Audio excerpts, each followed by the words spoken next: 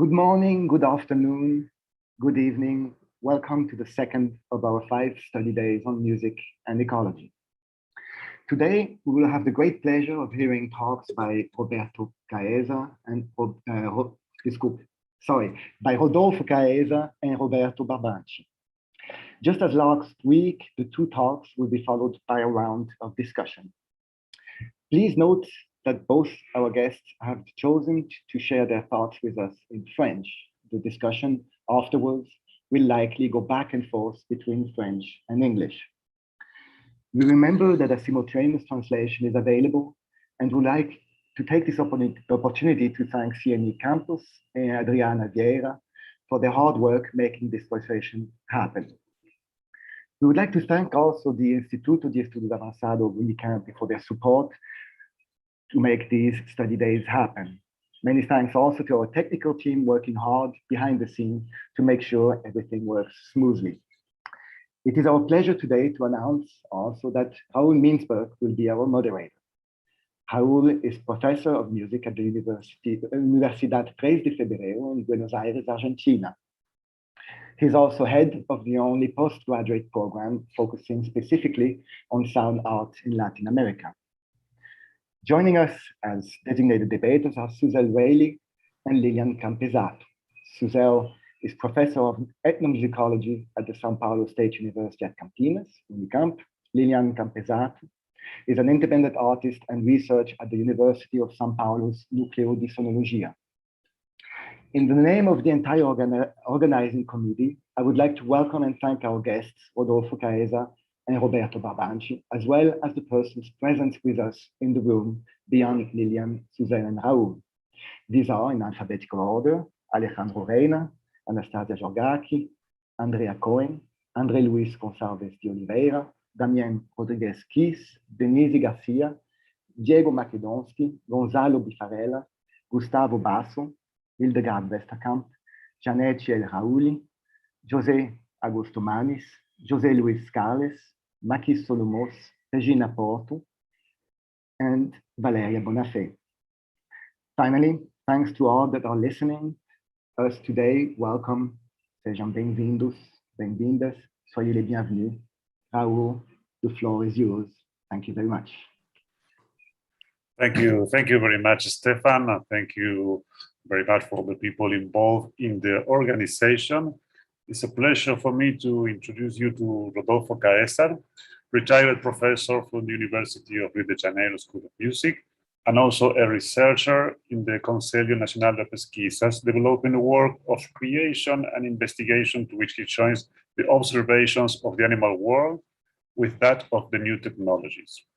He studied with Reginaldo Carvalho, Marlene Fernandez, and Bohumil met at the Villalobos Institute in Rio de Janeiro, and at the GRM of the ex-ORTF with Pierre Schaeffer. He obtained his doctorate in England with Denis Foley. Rodolfo Caesar, thank you very much for joining us. I give you the word. It's a pleasure. Thank you, Raúl. I'm speaking now. Is it? Yeah. It's my time for speaking. Is it? Yes. Oh. Yes. Thank you very much, Raúl. Thank you for the introduction and for being French. Pardon, il faut que je change la clé. J'ai oublié que je devrais parler. I forgot I should be speaking French. Thank you very much, Raúl. Thank you for your introduction and for being the moderator. Thank you very much, Roberto Barbanti, for being here. We will share this session. I'm very curious. I'm very excited for this possibility. I thank our friends Janete O'Halley, José Augusto Manes, Stefan Schaub, who invited me to be a part of this meeting, of this workshop, of the seminar. It's an honor to be here, invited by this group that listens carefully to this music and to sound, which I don't know how to define. It's also an honor to to be for the first time in this ecological event together with those friends who defend life, and this is very urgent. It starts by sound ecology, but it displays over the environment. It's also a great pleasure to be able to talk to you, to my partners, Suzelle, Lilian, who will be here to ask questions, and all the other participants on Zoom and on YouTube. This meeting is very timely considering the destructive actions led by the vulgarity, stupidity due to political as well as monetary aims of this government, this ungovernment who is destroying all organizations that are doing good in our country. My testimony is personal because it's based on my work experience. This experience led me to ask questions not only on music, but also about the superposition of musical and non-musical. I'm sorry, I'm going to read, but French is not my mother tongue. And so due to my age, my isolation, I speak less and less often. So I'm forgetting my vocabulary. So I took a few notes and well, I'm sorry about that. I start by introducing my topic.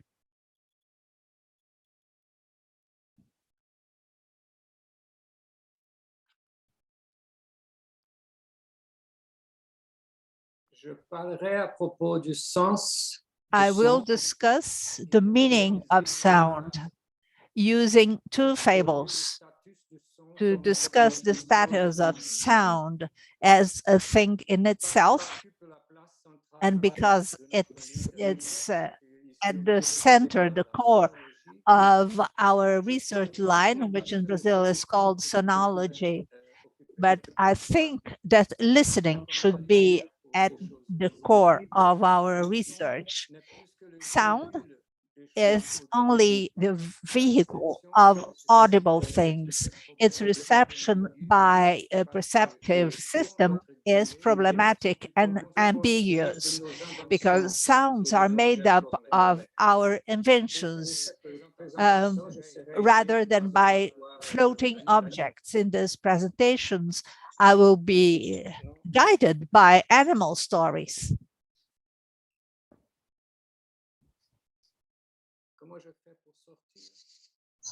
What can I do to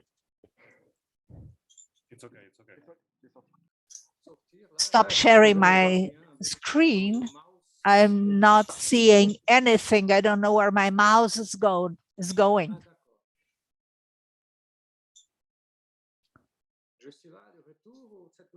Can you see me? Or are you watching my PowerPoint? See, I can see you, yes. For this session, what I bring here is not a reason that would be explicitly inscribed in an ecological project, but I work a lot with animal sounds, and so we might hear this. There are tunnels connecting these worlds. I will show you a synthesis of the challenges I have encountered since the beginning of my work as a composer some 40 years ago, which may involve ecological and political issues. My testimony will touch in a mixed way on three main points. There are the subjectivation of technology, the non-existence of sounds as things. As the text will be illustrated by animals, I will present them, showing you how in debt I am towards them. Having started my professional life with electroacoustic music, having been like Manes, a trainee at the GRM and the Conservatoire de Paris, I had the opportunity to follow the classes of Mr. Pierre Schaeffer right before his retirement. I arrived there somewhat by chance when I lived in Paris, due to a suggestion of my teacher at Instituto Villa-Lobos, Rio de Janeiro, Reginaldo de Carvalho, a composer who since 1958 had been experimenting with musique concrète techniques. During my stage, I was seduced not only by music, Parmigiani, Bale, Kion, and others, but also by Schaeffer's theoretical legacy, especially the morphology typology of the sonic object, and his interest in defending in order to make, but also to enjoy music as a primacy of the ear. Schaeffer had a crusade against the music that he thought was too explained by a unbalance between the music writing and listening. Coming back to Brazil, when I returned to Brazil, I found a musical milieu divided between two parts with which I did not identify fully.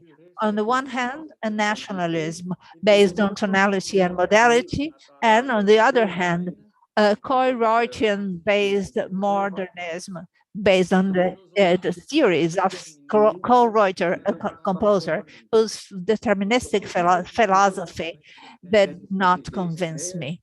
On the other hand, well,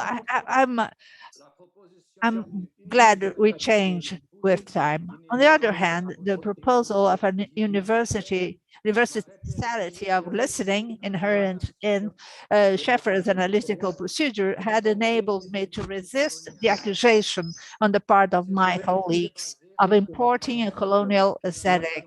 My refuge was based on the belief that the theoretical notion and the descriptive practical exercise of these sound objects by the method of the epoche of reduced listening would guarantee a neutrality assured by a pure perception, between inverted commas, proof of innocence before the accusation of colonization. I used to say, naively reproducing the misunderstanding of my French master, that this was a procedure applicable to the listening of music from any culture on our planet. My speech today aims at explaining how I learned this was not true. And today I will not propose any other system. So I'm not discussing a theoretical novelty, but the fact that I believe that there is still something to be said for it. Even when even then, I was affected by suspicions about the effectiveness of the universal project of epoche. Since the beginning of my electroacoustic apprenticeship, I had been exposed to listening not only to the music of the composers already mentioned, but above all to that of an eminent ex-Schaefferian, Luc Ferrari.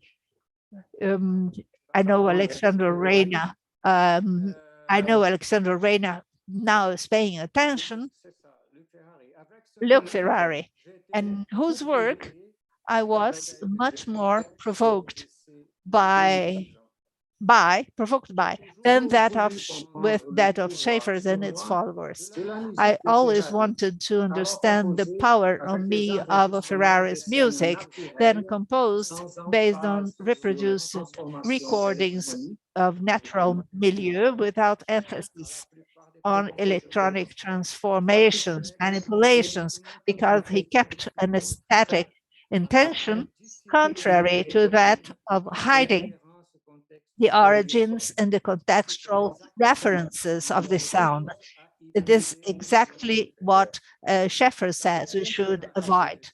Ferrari's piece by in 1970, Prigogine, made me experience through listening the poetic suggestion of William Blake in his poem about containing the infinite in the palm of one's hand.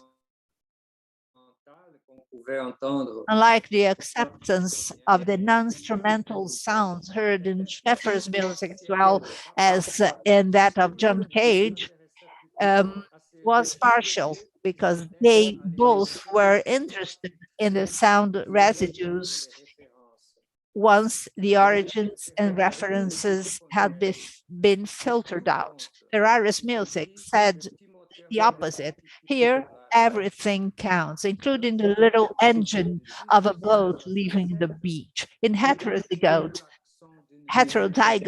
from 1967, identifying the horn of a Mercedes among the voices of tourists was not extra musical. Quite the contrary, it was music. It was part of music. A few years later, I observed that at the end of this piece, there is one gesture with which the composer, by making the recording louder,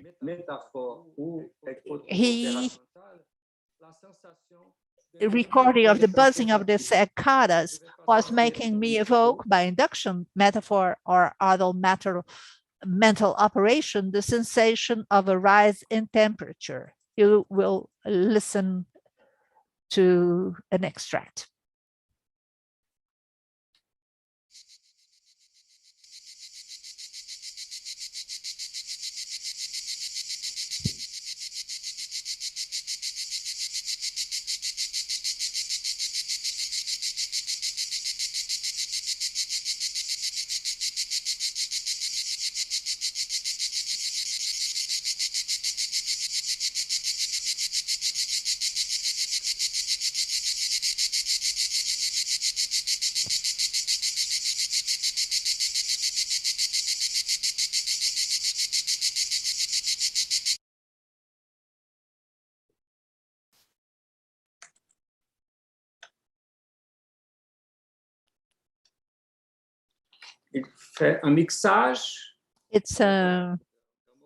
He mixes one extract with another, and so he fills the space and increases the number of cicadas. As an analogy, we can go beyond the experience that would be only a sound experience. When I lived in Rio de Janeiro, I would walk almost every day a road called Paineiras on a hill near the Christ the Redeemer.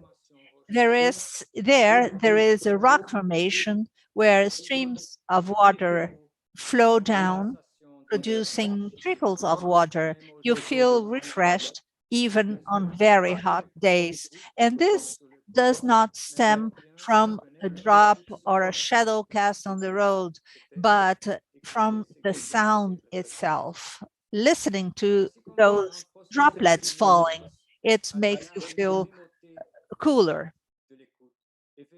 There is a primacy of listening, which led me to wish to listen to the essence of sound, which would mean checking the Schaefferian model and identifying Schaeffer's debt relative to the requirements of the musical modality, because his model of listening is still based on the statics conceived in 1854 by Edward Hanslick. I'm not against sound typology. I think it's great. I use the effectiveness of reduced listening when I work with animals. Carlos Palombini does the same when he uses this to describe sounds from the Rio de Janeiro funk, carioca funk. It's a musical genre. We are far from using an universal tool, since morphotypological descriptions say very little about listening. I have doubts or questions about this theory when it establishes criteria for judging a composition or a music. How can you critique a piece you don't really know using écoute réduite as the main method? And so I'd like to raise this topic about the complexity of listening. Based on this idea, we do not yet understand what listening is. And Ferrari's words were against the fetishization of sound. Objects are not yet called sound objects or sonar sound objects.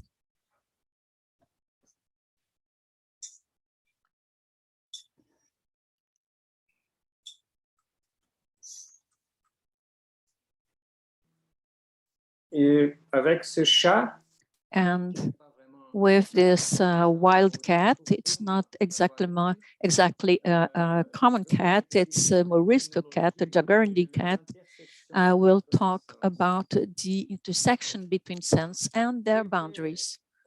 I was intrigued by the expression wild of this Jaguarundi cat captured in the picture.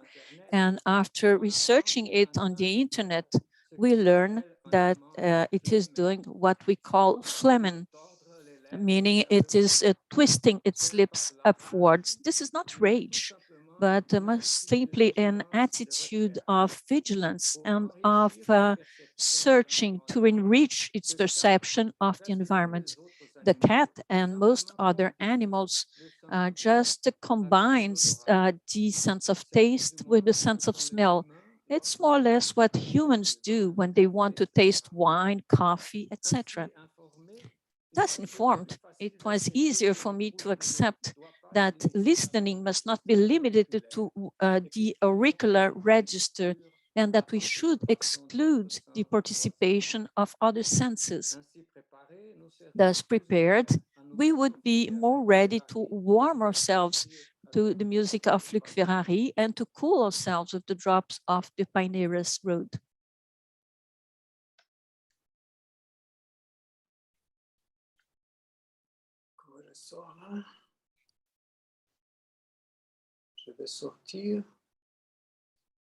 I will stop sharing my screen. I cannot stop sharing my screen. There we go. The cat doesn't want to leave us. It's okay now. It is a bizarre road I must go through.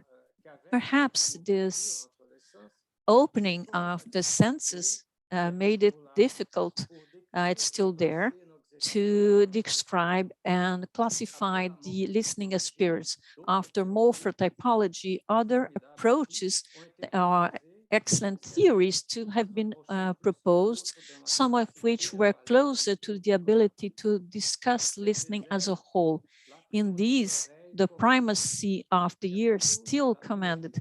There's also always the primacy of the ear. It's the basis of this theory. It is also an undeniable fact that the words that we have to describe sounds are almost always borrowed from other senses, like a vast trans-sensory storehouse. This is an expression for Michel Quion, where we store terms like granular, smooth, coarse, pitch, thickness, density that serve many senses as a whole.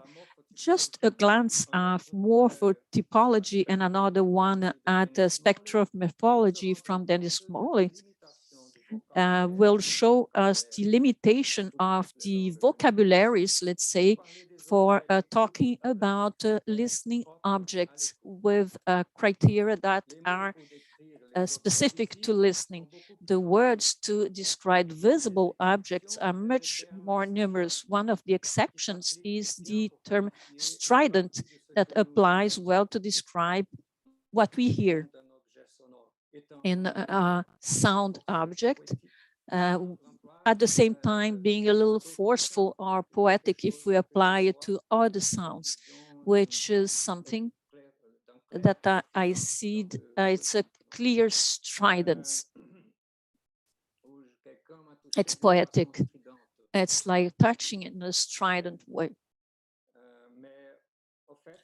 However, this is a word that belongs more to the domain of the listening and hearing. It is not a word belonging specifically to listening, because it directs us to another sense, which is that of pain. Pain is considered nowadays as a sense in itself. It is one of a new one, together with perception, balance, and other that have been added to the Aristotelian traditional five senses. And we have a very topical way to explain. Whenever I speak or talk about sound, they come between commas, because we do not understand, we do not hear sound without to go against the common vernacular. I prefer to call things sound images. According to François Bell, in a text written in 1993, an important aspect of acousmatic music is the fact that, thanks to the mediation of electroacoustic systems, the terminals of which are the loudspeakers, this music gives us not a listening of the sounds, but of its images, the eye sounds. For instance, the reproduction of the recording of a bell must not be confounded with the sound of the bell itself, but with its image reproduced, because it is reproduced by the electroacoustic system.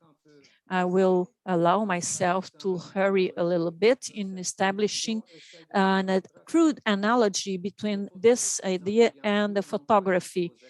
Pictures do not give us things themselves, but the things such as they were captured by cameras and reproduced on paper. For Bale, the electroacoustic mediation is the one responsible for the creation of eye sounds.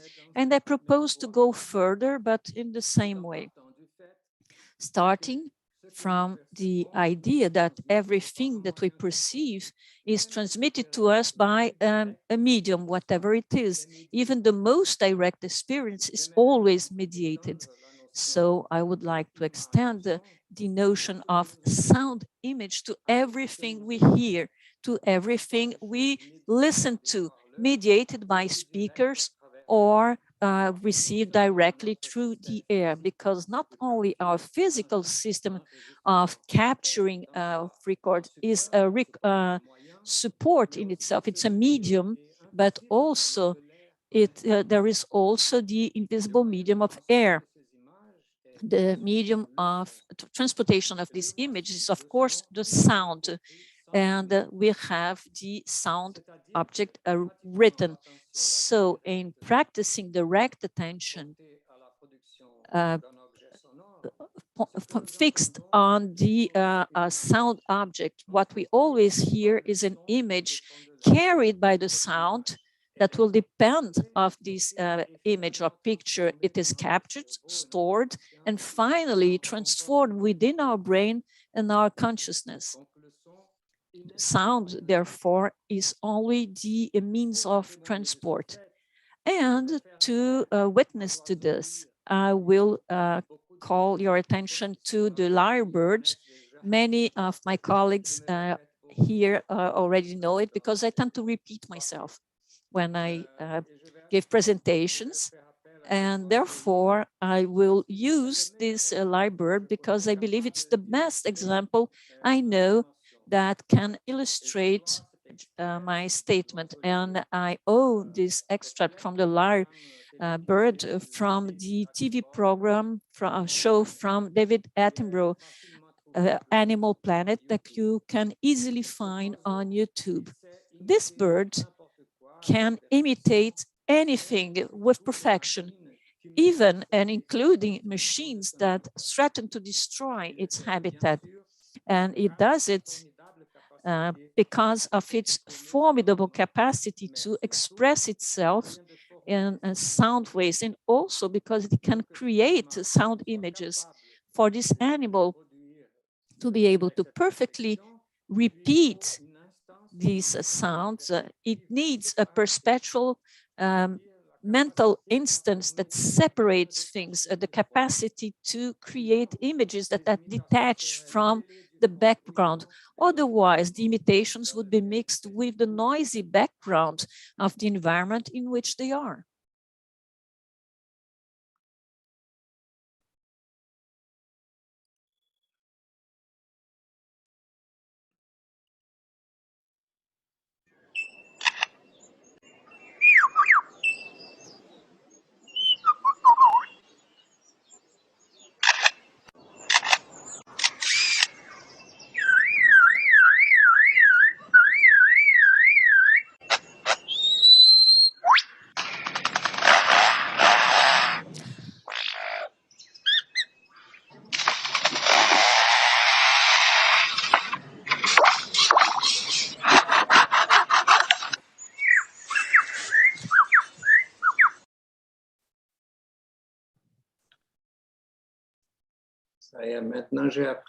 And now I learn how to share my screen and unshare it.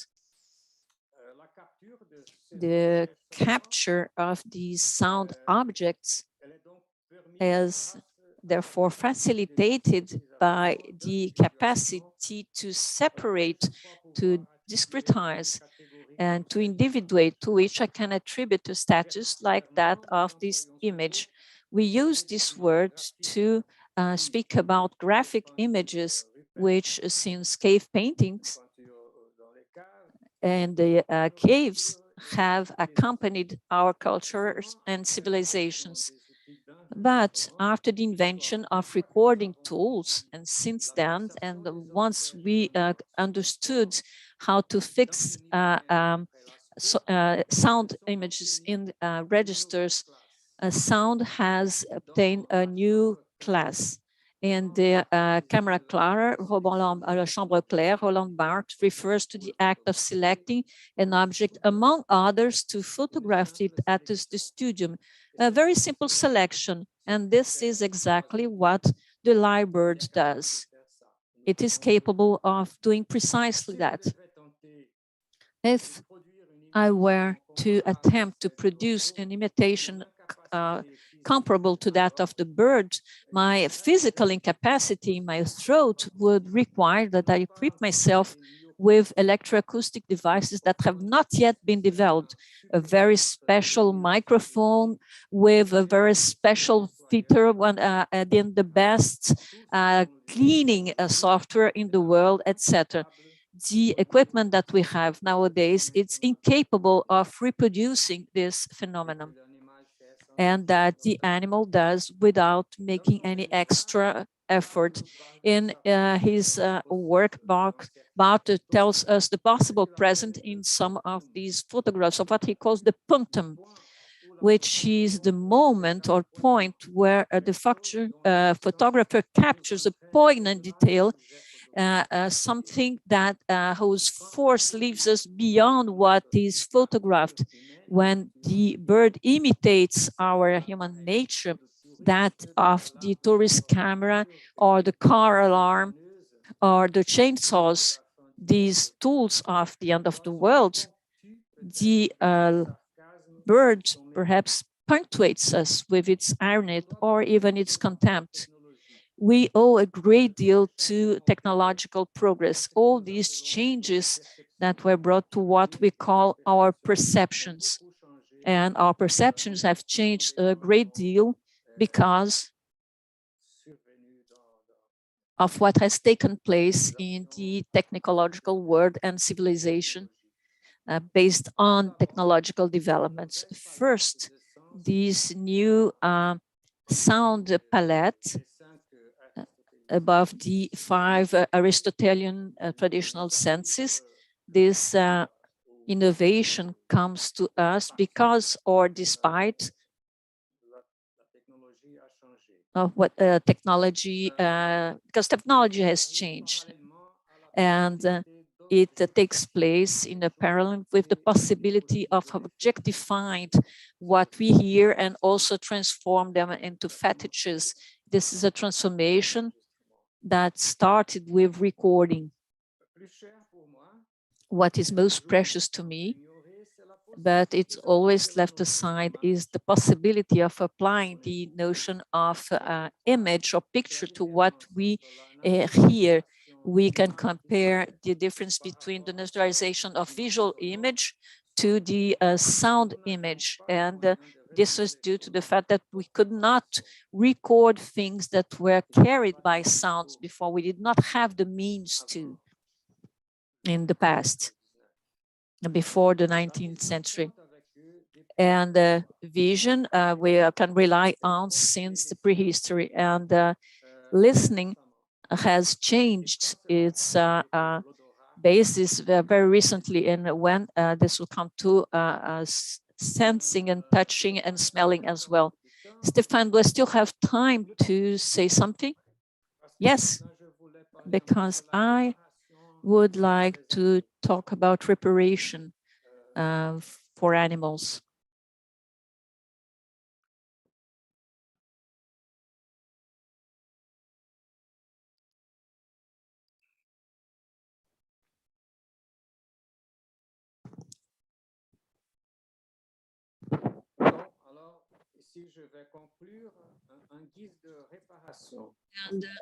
Before I conclude, as a reparation, Luc Ferrari would like us to join staccatos in the rhythm, something like a Cyril Reicher piece, Gonna Rain, 7067, etc.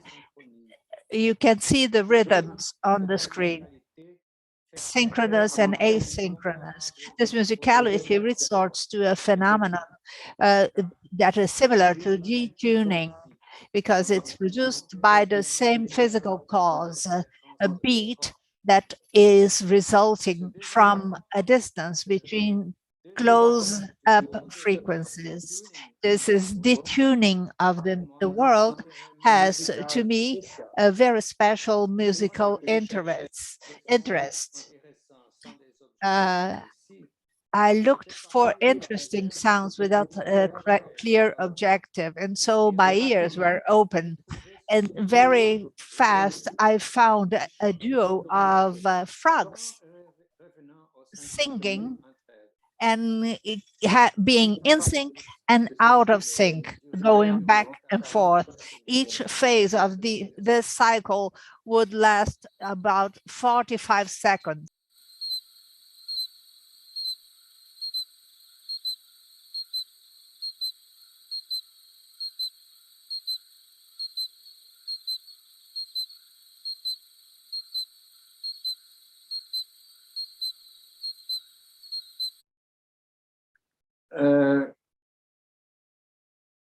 J'ai arrêté un peu avant la fin. I stopped a little bit before the end because it's very It's very predictable. Et j'ai mis en pratique des morceaux de synthèse I digitale. implemented extracts of digital music to operate musically with this notion of detuned rhythm. Now you have this extract. I believe you can already see how it goes. What's the effect? It's the outcome of an analysis, a spectral analysis.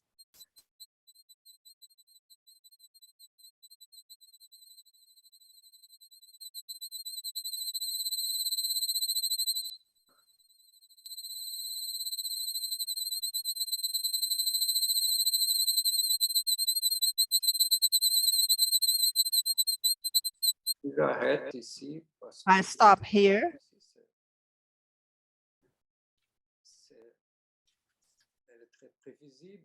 It's very predictable. And to conclude this conversation, well, listening to the frog duet and the synthesized trio excerpt made me aware of a debt we owe to the animal world, especially we, the artists, who reproduce or replicate their sounds without being able to give them back any royalties. So we exploit them, even though when we collect copyrights from our societies. Right now, I'm thinking about the question Fernando Iaceta asked last week. How can we apply our efforts to something that has a truly ecological outcome? In the 1980s, we had what was called world music that gave us the gift of spreading beautiful music from different parts of the world, but in a quite bizarre way. It was preceded by the famous UNESCO collection of traditional world music made up of 115 CDs, which we don't know how it ever happened. I don't know whether it was paid, maybe, but I don't know. You might explain it to me. Anyhow, as to the world music, the researcher Timothy Taylor has written an excellent book on the subject of appropriation of the music of Mo from Southeastern Asia.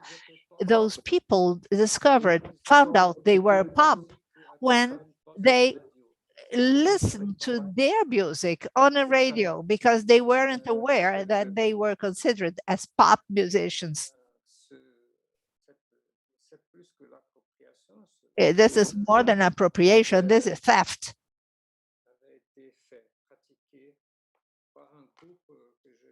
By a group. And so I think this is what I had to say. I do not have like big conclusions because these are thoughts that concern me, but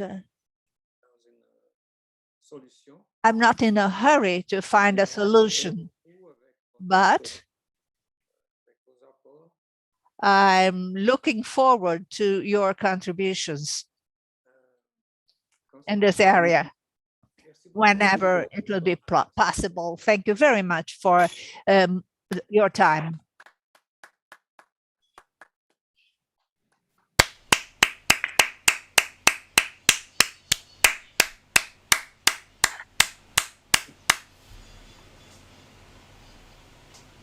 Okay, thank you. Thank you very much. Thank you. Thank you very much, Rodolfo, for your presentation. We will have time for questions and comments after the second presentation.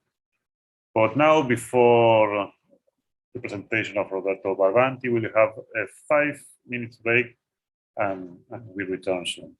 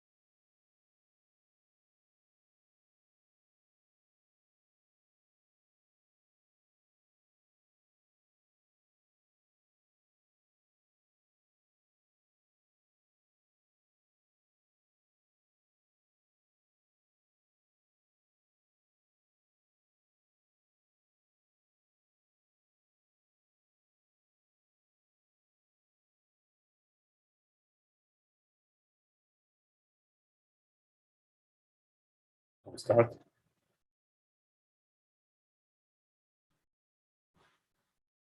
Hello. Hola. Okay, hola, hola, okay. Hello. Hola, hola. Hello. Okay. Now it's time. Yeah.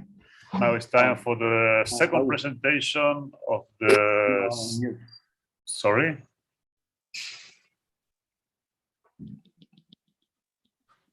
Okay. Now it's time for the second presentation of the second sessions of the study days on music and ecology. It's a great pleasure to introduce you to Roberto Barbanti. Roberto Barbanti completed studies in philosophy at the University of Florence in Italy and computer music, electroacoustic music, and experimental composition at Luigi Cherubini Conservatory of the same city. He holds a PhD in art and science of art at the University of Paris I, Professor Emeritus at the Visual Arts Department of the University of Paris VIII, and co-editor of the journal Sonology. His research topics include the relationships between technosphere, biosphere, and semiosphere in contemporary art, the issue of complexity and ecosophy in contemporary art, the sound ecology and sound dimension of the landscape. Roberto, the word is yours. Thank you very much for joining us. Professeur émérite au département des arts visuels à l'université Paris 8 et cofondateur. Je n'arrive pas à couper le. J'ai mis désactiver, mais je n'arrive pas à couper les micros de la traduction. Dans l'art contemporain, la question de la complexité de l'écosophie dans l'art contemporain, l'écologie sonore, la dimension sonore du paysage. Roberto Barbanti. I'm not speaking. I don't know why he's listening, he's here. Parasité par la traduction. Donc, bonjour, bonjour à tout le monde. Merci beaucoup. Good evening to all of you. I thank you very much for this invitation. I thank this organization. Thank you for your work, your great work. I'd like to thank Jeannette Hawili, José Augusto Mani, Stefan Schaub, all the translators and technicians that allowed us to be here today together. I'd like to thank Raoul Mansburg,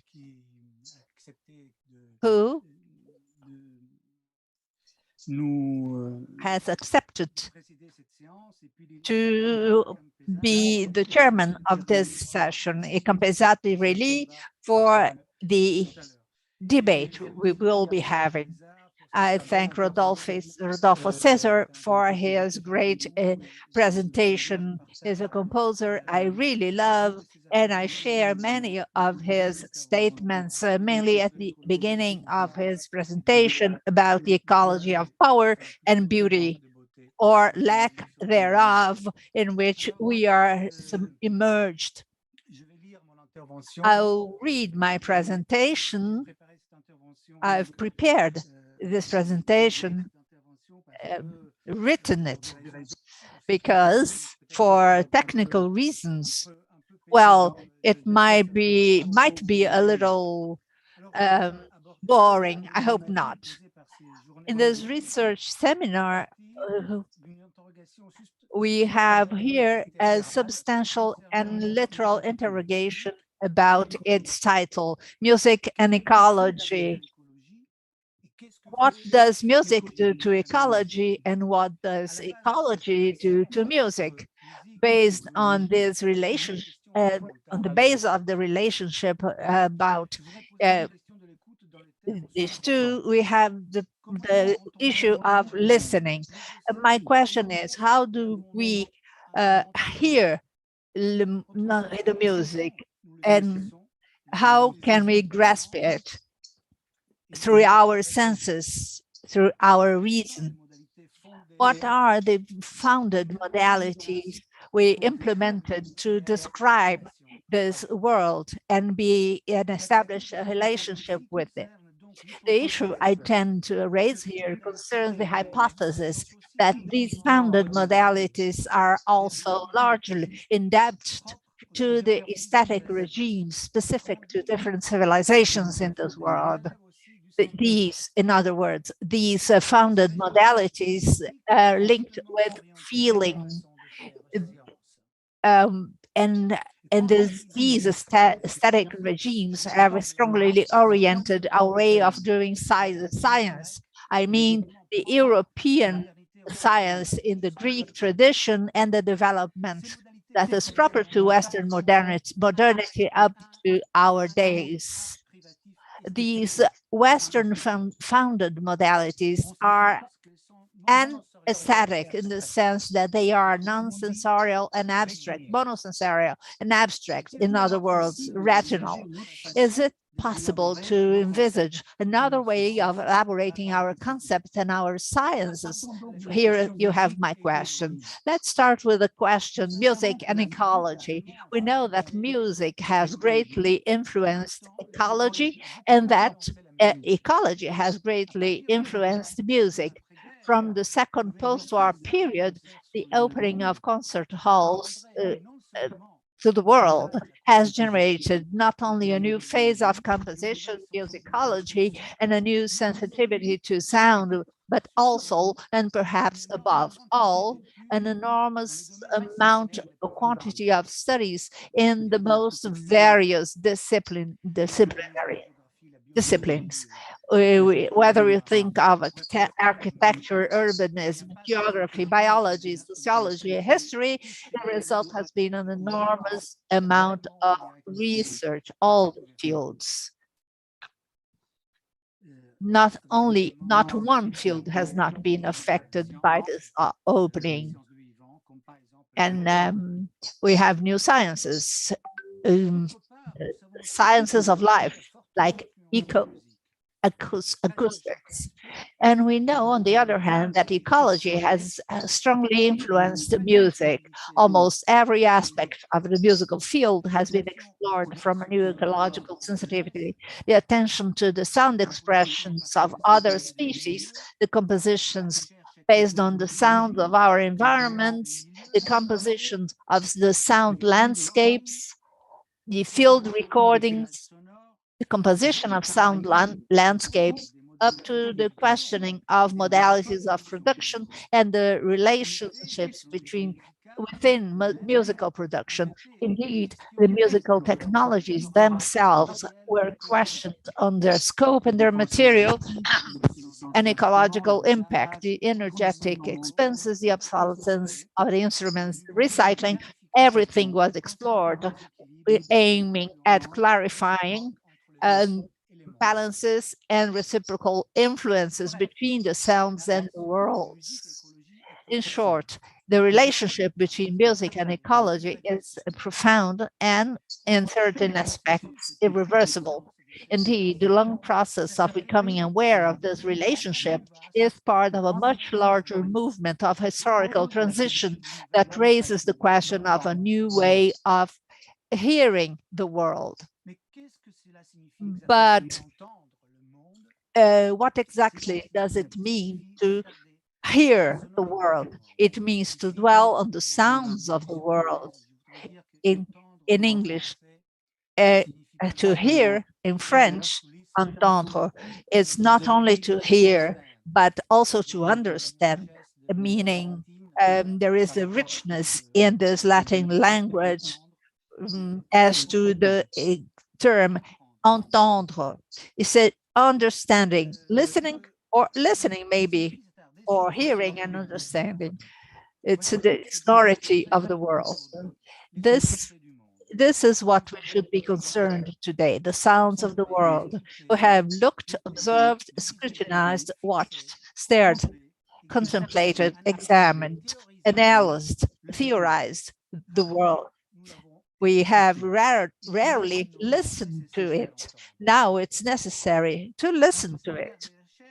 In this research seminar, we are all aware that hearing the world in the sense of establishing an ecological relationship with sounds does not only mean opposing the noises that invade our public and private places, the spaces outside and those of our interiority. It's not simply, between inverted commas, the question of the noise pollution of cities, or the noise pollution that invades the countryside, or the underwater depths. The real question is that of hearing in another way. That is to say, according to the beautiful polysemy of this verb, listening, understanding, and wanting differently. What we are therefore called to is overcoming our vision of the world. In other words, to imagine and institute another way of being in relation and attentive, another capacity to base our knowledge and know-how, another project of social construction. In synthesis, we might say that we should decolonize our imaginary, to change the common psychosocial base which orients and reproduces our modes of social functioning. A change which cannot occur if we do not transform our way of feeling and sensing the world, our aesthetic relation to it, that is to say, the dominant sensitive paradigm. A fundamental aspect of this process of transformation concerns the epistemic paradigm that underlies the Western Weltanschauung. I am convinced that a fundamental task of research is to identify a new way of doing science, meaning to organize and conceptualize founded knowledge. In fact, the epistemological question is today vital and crucial. It is at the core of the institutional, political, and scientific debate. Obviously, the planetary pandemic has raised the question of the truth of science in a public debate that has not yet found a credible synthesis collectively discussed and recognized to this question. But beyond necessary controversies about the reliability of statistics, therapies, and vaccinations, the epistemological question was already the core of a debate that was both very interesting and very controversial. Without any pretension of systematics or exhaustiveness, I'd like to cite three contexts of scientific controversy that seem significant to me. They express different, even sometimes opposing, positions. The first context is France. I'm not sure that in other countries this controversy is known, but in France there is currently a polemic, a controversy within sociological thoughts concerning the objectivity of research. Its topicality should not mislead us. It's a debate that has already been going on for several decades, and that is in a way intrinsic to this discipline since its inception. The question is axiological neutrality, meaning no value judgment on the part of the research should not make normative judgments about the values of a culture. According to Nathalie Heinrich, a French sociologist, one of the most active researchers in this debate, axiological neutrality is not impossible. Now I quote, "It's enough not to confuse it with epistemic neutrality, which does not concern values, but the tools of research, and not to confuse the cognitive categories of scholarly reasoning with the value judgments of the players." And the quote ends here. Nathalie Heinrich criticized, among other things, the division into monocentric studies. According to the sociologists, at the top of the hierarchy of pseudo-knowledgeable slogans sits the sociology, sociologically constructs a mixture of sociological constructivism and postmodern philosophical deconstruction. Among others, has to do, leads us to align ourselves with the Minister of Research, Madame Frédérique Vidal, against what she calls Islamo-gauchists, the leftists that are Islamic, the researchers that are to be bearers of a militant conspiracy within academic research itself, intending to disqualify and destroy it from within with unfounded ideological positions and under non-founded positions. However, beyond this polemic or controversy, this position express a confidence in modernity and its epistemic and ideological values of universality, affirming an objectifying vision of science. A position, and it goes without saying, that in some respect is dominant in the officialdom of French research institutions, at least those that seek academic and social power, but which has found much less enthusiasm among other researchers. Another position, and this time much more critical, is the one proposed by a significant number of researchers of both genders, most often from Latin American origin, trained in the same continent, around the question of coloniality. These positions affirm the reality of episteme based on a certain regime of knowledge hierarchy. Within this framework, that of an anthropological revision that conceives a new ontology, a field of transition studies opens up that posits a new, as a core, a new epistemology. In other words, according to Arturo Escobar, as an alternative to the notion of culture, this new ontology proposes the opening of a field, dimension of politics and reality that seeks to escape the traps of the games of power and the episteme of modernity. And this decolonial epistemological turn leads to a critique of the notion of universe by proposing instead that of pluriverse, a world that can contain many worlds.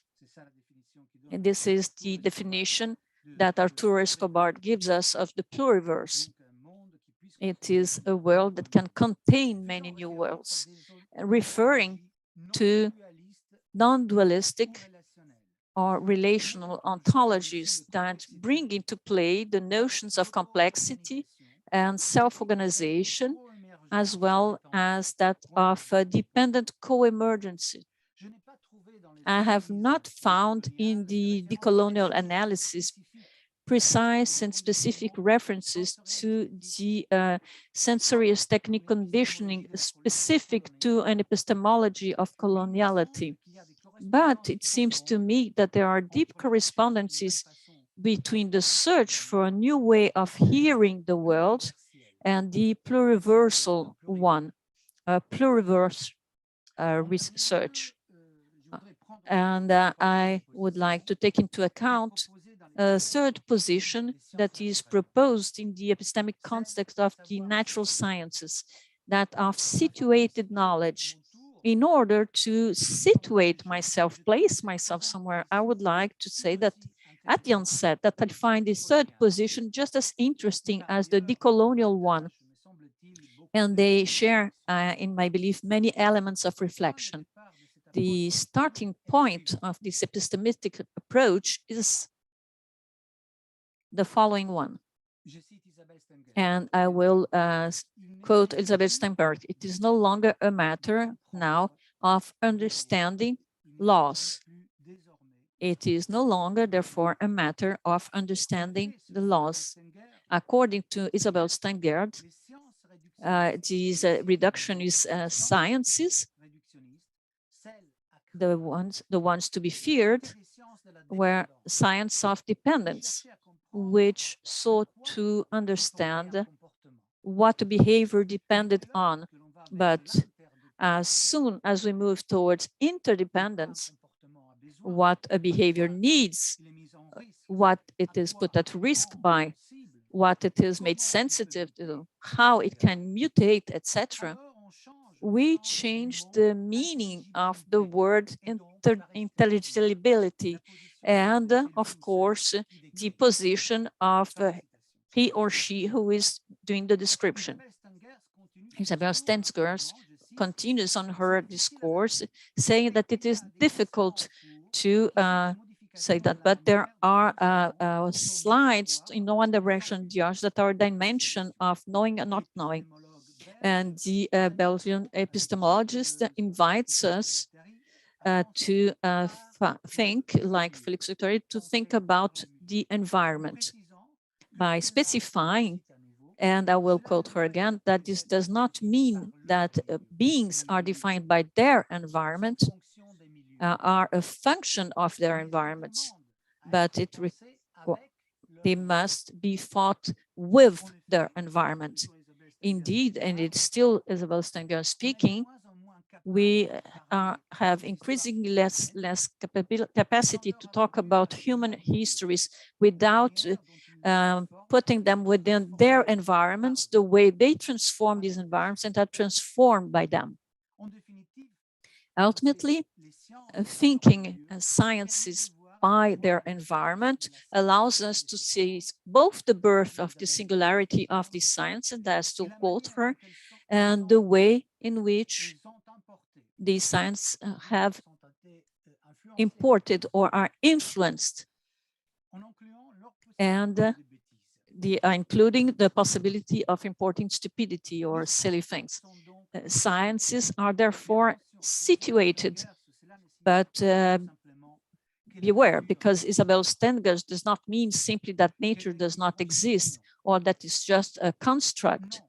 No, she says nature holds independently of humans, and the ways in which it holds is what requires attention.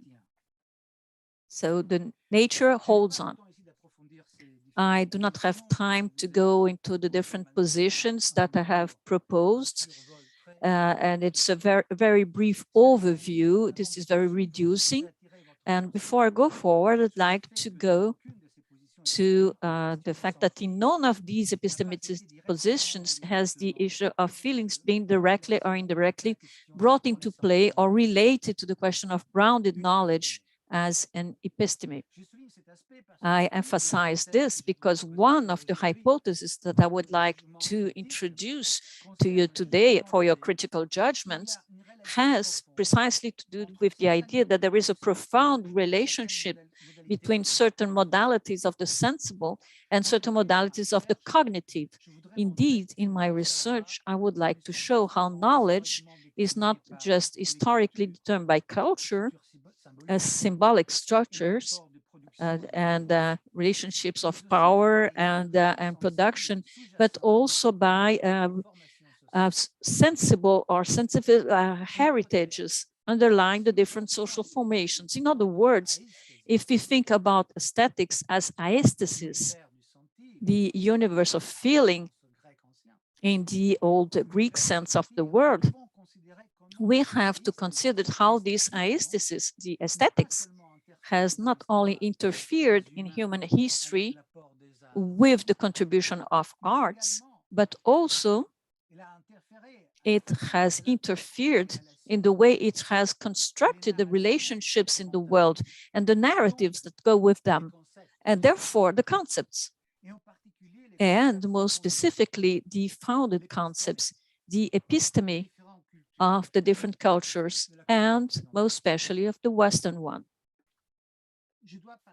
And I have to start way back from the beginnings, from a very long way back, to try to show the basis of the statement. And I'm quite convinced, I'm not alone in this, that in its Greco-Roman and modern legacy, the West is a culture of ocular centrality. Indeed, this civilization was built in a sensorial and conceptual hierarchy that privileged the visual dimension. This Weltanschauung, and literally this means this vision of the world, has been strongly criticized by a planetary movement, which since the 70s of the last century has been created as much in research as in society and the arts. And in North America and Europe, these sound ecology movements have brought to the focus the world of universal speculation, combating noise pollution and nuisance, an important awareness of the dominant sensory paradigm in the West that has gradually emerged. And this research has also shown how each society and civilization has its own particular approach to reality that structures the sensorium, and that is all the sensory functions from sentire in Latin, considered as a whole. The sensorium is the whole of the sensory functions. Therefore, this research has shown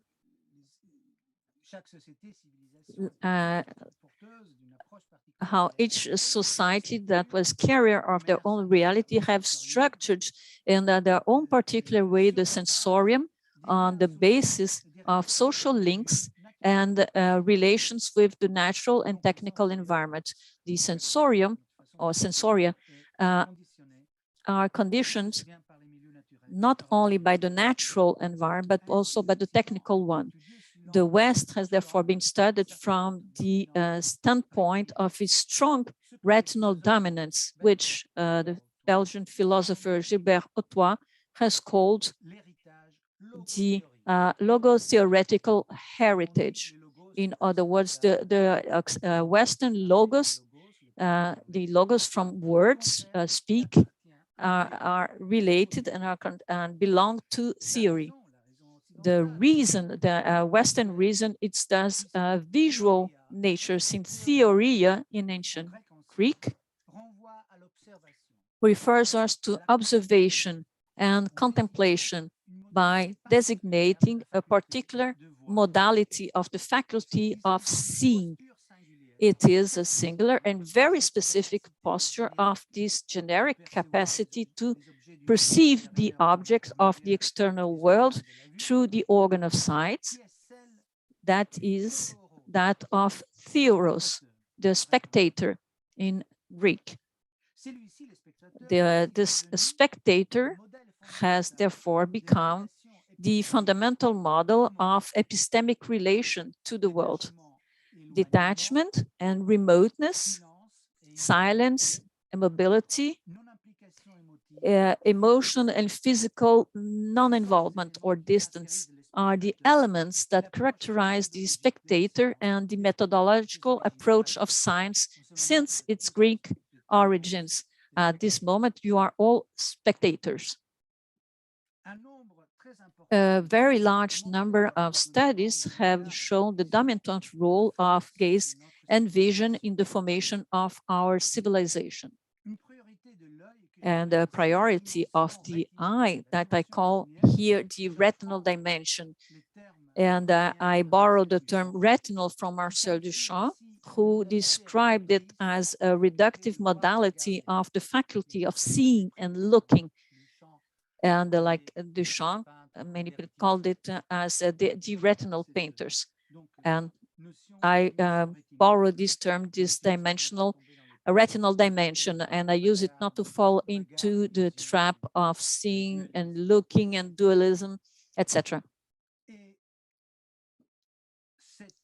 And these numerous studies that showed the role of the world with regard to vision were conducted by several researchers from the Toronto School with Marshall McLuhan to Walter Ong, or the new anthropology of the sensible proposed by David Halls and Constance Claassen. The sociological research presented at the beginning of the 20th century by Georg Simmel and renewed now by David Le Breton, the philosophical position of Ivan Illich, or the studies of the landscape carried out by philosophers such Emily Brady and François Julien, or geography Claude Raffestin, the ethnomusicology developed by Stefan Feld, the work in architectural theory of the Finnish scholar Juhani Palasma, or the ecoacoustic, this new science inaugurated by Alma Farina. This research has shown its considerable contribution in cognitive, scientific, and social terms of this retinal approach to reality, which is a characteristic of the Western heritage, and directly or indirectly has shown the intrinsic limits of such an approach, which ultimately is incapable of grasping the complexity of reality. Generally speaking, this frame of reflection has highlighted the way in which various civilizations and cultural formations have been largely conditioned by their sensory experiences. And this has implied a re-evaluation of the problematic of feeling, sentire, in other words, grasping by the senses, reflection or intuition. By attributing to this conceptual understanding, that is its meaning, its widest semantic extension, and therefore going back to the aesthetic question and giving it back its full scope and material, precisely sensible importance. And this sensitivity question instead of material strength is very important. And in the earth, far from the abstraction of the modern subject considered as those pure spirits of the Cartesian in abstract region,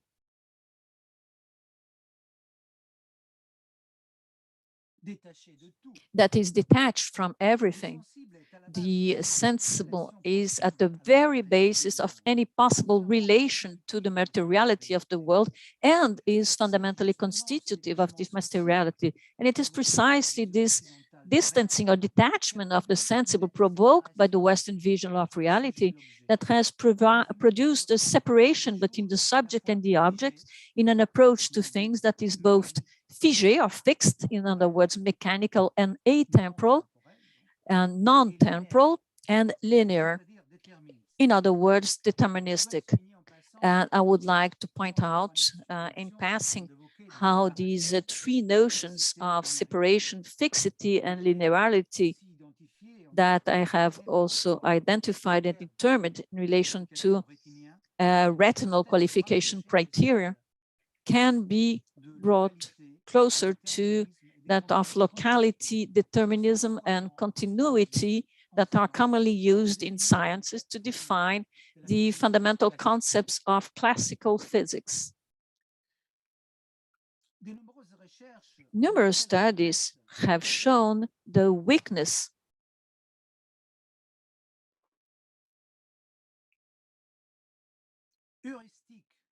the heuristic weakness of this mechanistic and deterministic heritage, its incapacity to explain not only the physical dimension, that of inorganic materiality, especially the subatomic dimension, but also all the living, organic, material reality, that of biological complexity. Indeed, as the Italian biology Saviero Forestieri explains, I will quote, the idea of a science based on the model of quantitative, nomological, and axiomatizable sciences seem today to be under revision. It has been modified and extended to include the methods and procedures of imperfect knowledge, generally non-mathematical and very rarely predictive, that characterize life sciences. And I will end my quote.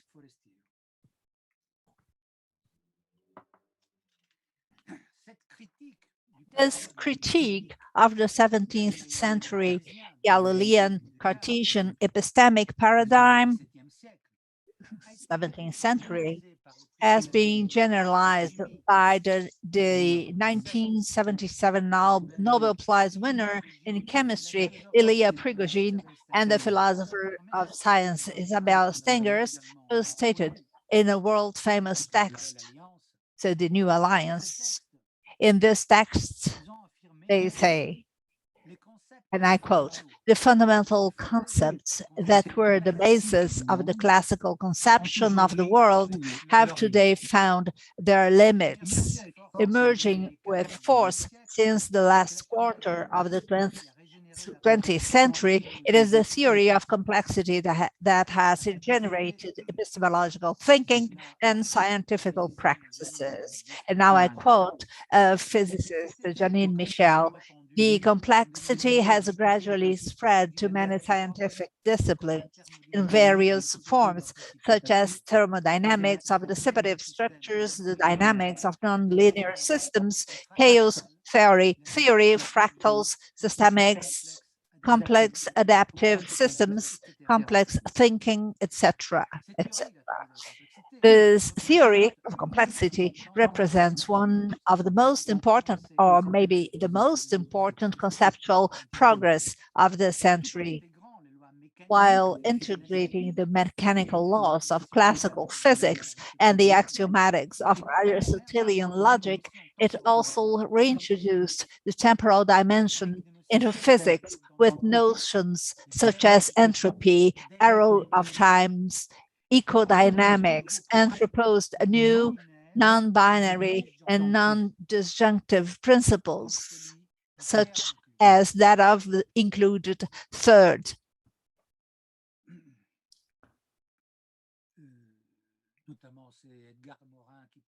It's Edgar Morin who speaks of included third, but physicists do the same. Moreover, this theory has also rehabilitated the secondary qualities of matter, colors, smells, flavors, whose presence was until then judged not only scientifically negligible, but truly parasitic in relation to their primary qualities, extension, mass, position, which alone and only these primary qualities could be quantified and thus enter into a process of calculability of reality. In fact, the living and its common intrinsic characteristics, which are related to the organization, individuality, and diversity and relation, living cannot be understood neither outside the temporal becoming, nor if it is deprived of its secondary qualities, that is to say, static qualities. Complexity has generated a very rich body of studies that have strongly criticized, even refuted, the reductionism of Western science. From these conceptual achievements, questions have been posed not in terms of separation, as in classical physics of Galilean and Newton, as European oculocentrism had formulated, not in terms of separation, but of relation, contextualization, holism, not in terms of fixity, but of dynamic processes and self-organization, not in terms of linearity, the chain of cause and effect in a logic of additivity, of adding together, and proportionality, not in terms of linearity, but of emergent properties. It goes without saying that ecological thoughts that poses as a principle the relationship of beings to their environments as principle, finds the complex thinking, finds it's in the complex thinking or thought not only a necessary methodological reference, but also a fundamental epistemological reason. It's also necessary to consider that the emergence of complexity in scientific thought, and in particular its interest in a temporality and aesthetics, is not a phenomenon that is historically decontextualized and purely indebted to rational speculation. Indeed, complex theory is fruit of a complex process that is not exclusively of epistemic or technical scope, but that has also been fundamentally forged by a new way of feeling. Indeed, the complex thought or conception is constituted in the second post-war period in a strongly dynamic and rich context that has generated not only a general renewal of thought, but also corresponds to the birth of a vast aesthetic ecological movement. This movement, which has updated among its main themes the notion of landscape, for instance, has had a crucial influence on the studies and the evolution of natural sciences themselves. Let us think in this respect of the ecoacoustics, whose birth at the beginning of the third millennium has amply made its own the problems developed by the research on the soundscape and can be considered as one of its most interesting fruits. All these arguments put together seem to me sufficiently convincing to affirm a reciprocal and constitutive implication of the static aspects and epistemological models. The anthropology of sensations has shown how the sensorium in the different hierarchizations of the senses proper to different cultures participates in a decisive way in the structuring of the civilizational formations in their heterogeneity. It is now a question of showing the elements characterizing an acoustic sound epistemology, that is to say, a way of accessing knowledge based on listening and the modalities of hearing or listening, understanding, wanting or wishing. That this listening, these modalities, induces, activates, and legitimates. If we take a closer look at the method of Western science, we are surprised by its retinal scope. Indeed, a few more reflections. As a philosopher Hisham Stefan Afesa writes, the basis, and I quote him, the method of scientific objectivation consists of isolating and individualizing spatially the object that is treated, isolating and individualizing spatially, and proposing a monistic approach that intends to solve all the problems that may arise by referring to a single model of interpretation. And my quote ends here. In this regard, I'd like to pose three questions. The first one is relatively rhetorical, since its answer, if we validate the working hypothesis developed so far, seems to be largely expected. The second one is more difficult and problematic, and the third one is purely conjectural. I propose it as a possible opening finalized to the constitution of a new non-rational imaginary that I have called the acoustinary instead of imaginary.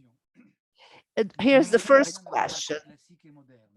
Are the rational models of classical and modern thought compatible with this new phase of research that has made complexity its working method in a general epistemic reference?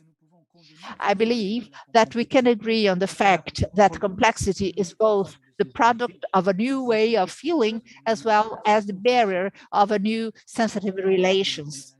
In contrast to analytical, dissociative, and quantifying thinking, which quantifies, complex thinking connects, puts together, puts into a relationship qualitatively. The rational model seems to be inadequate to the complex universe. It cannot explain or nor express this complex universe. The second question can be put in these terms. Wouldn't complexity theory be much more coherent and congruent if it took as its general background a new way of feeling centered on listening? In other words, rather than relying on the methodological posture of detached observation, would it not be more adequate if it conceptualized its universe of discourse from an interrelational impregnation,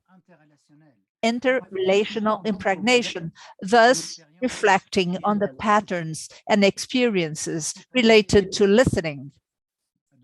I tend to say yes, to answer yes to this question. And the third question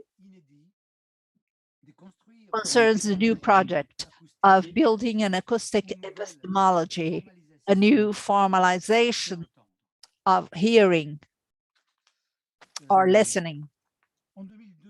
In 2002, during a colloquium organized by the Faros Center in San Leo, Italy, the philosopher and epistemologist Giulio Dorello asserted that Euclidean geometry can be traced back to the sense of sight, while Bernardo Riemann's topological geometry can be traced back to the sense of touch.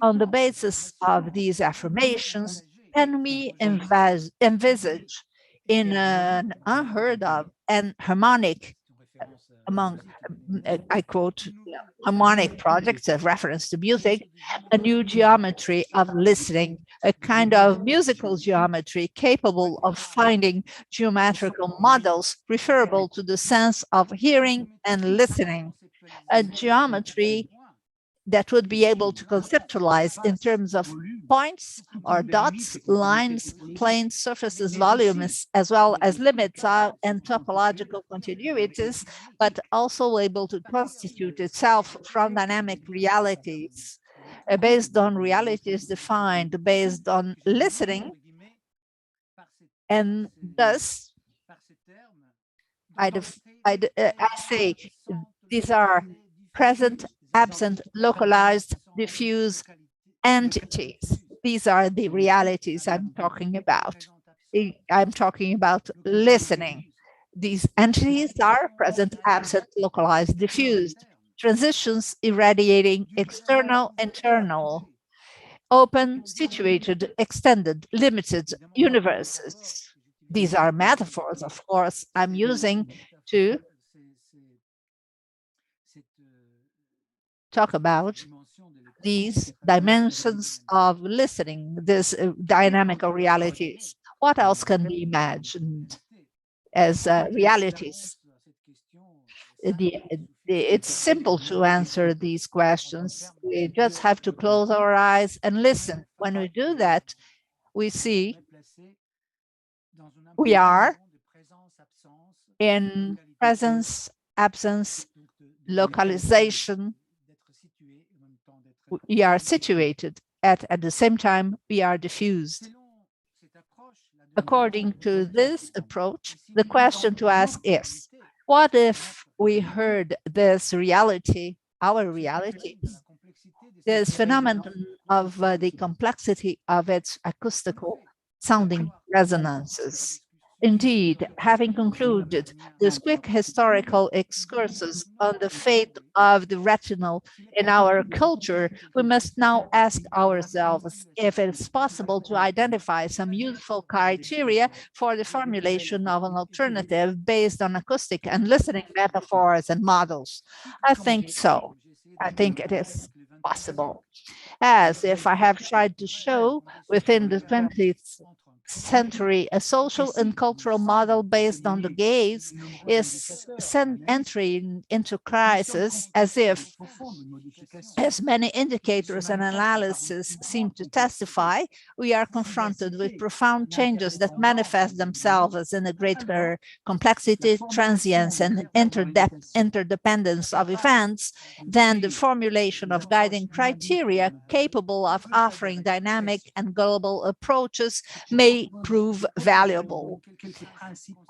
I will therefore propose some constitutive principles capable of defining in their generality the main lines of a model formulated from acoustic parameters, model and parameters between inverted commas, that seems to me to be the most appropriate to describe the changes in progress and the perspectives to come, as well as to allow us to understand more precisely their deep nature.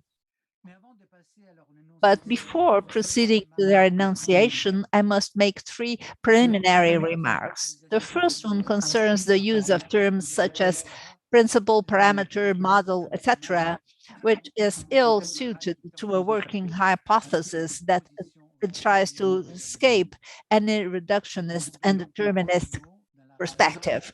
We must therefore understand these words in their global resonance of their semantic spectrum. A second premise concerns the notion of sound and its definability. I think we need to break out of the theoretical impasse. Defining sound is a philosophical problem of such a magnitude that it may seem misleading. Physicalism, realism, phenomenology, etc., have been fighting on this ground for some time, and taking sides in this debate does not seem to me to be able to bring in this context any additional clarification. Based on the second premise, I'd like to propose a last one, warning that the principles of an acoustic paradigm cannot be identified nor deduced mechanically and simplistically from the physical characteristics of sound. In other words, the acoustic is the only starting point for identifying these principles. What I propose is therefore the formulation of a certain type of concepts able to subsume in them. This has already happened visually. Physical, metaphorical, and symbolic aspects that the acoustical sound dimension in its different modes of being imposes to our attention as essential. I arrived then at a first enunciation. I still need 5 or 10 minutes. Can I go on? Yes, of course. Thank you. I'm sorry it's a little long. I think that your attention might have lowered a little bit. I'm a little tired myself. I arrive at the first enunciation, have as a term of comparison the principles that I have defined to be at the base of the retinal paradigm. In relation to these elements, previously indicated separability, fixity, and linearity, the three retinal principles, we can identify three concepts that are situated at the antipodes. These are interpretation, spatio-temporal dynamic, pervasiveness, and sphericity. When we hear or listen, we are in a universe of interpenetration, spatio-temporal dynamic pervasiveness, meaning something that is everywhere, and sphericity. Listening is not linear. These three aspects are directly deducible from the immaterial. Well, let's discuss this maybe. The immaterial, energetic, and ondulatory character of the sound, which thus possesses qualities of penetrability, expansion, and isotropic propagation, and thus presents itself immediately to the consciousness as a globality and a multiplicity in act. That is to say, the manifestation of a holistic dimension. The concepts of interpenetration and dynamic, spatial temporal pervasiveness or expansion, and of sphericity, holism, are derived from the strictly physical acoustic specificities of the sound, but we would be mistaken if we limited them to this single dimension, because it's once again about conceptual expressions which must be understood in the metaphorical globality of the semantic extent. To these first three elements, we should add three others that characterize the sound phenomenon in its generality, but whose substantial reference will not be, as for the previous ones, the physical vibratory model, but rather the indissoluble relation and of compenetration between the perceiving subject and the perceived object. We could say that in this case, we emphasize the receptive aspect of the acoustic phenomenon, even if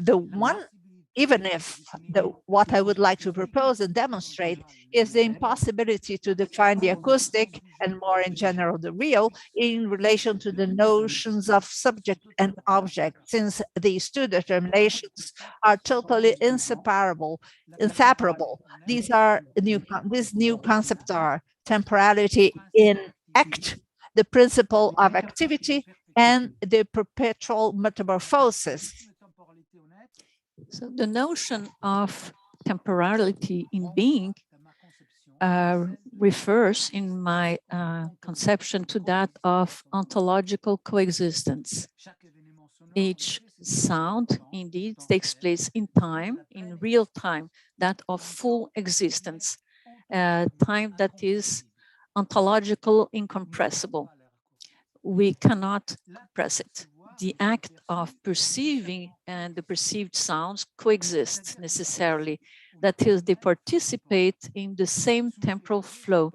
Subject and object are part of the same existential becoming, which unfolds in a temporality that can only be given and experienced simultaneously. Physical objects, on the other hand, have an autonomous temporality that is independent of the subject. Dating that towards which the subject can turn at will. And I can look at this, it is always the same thing, it's the same verse isolated in space.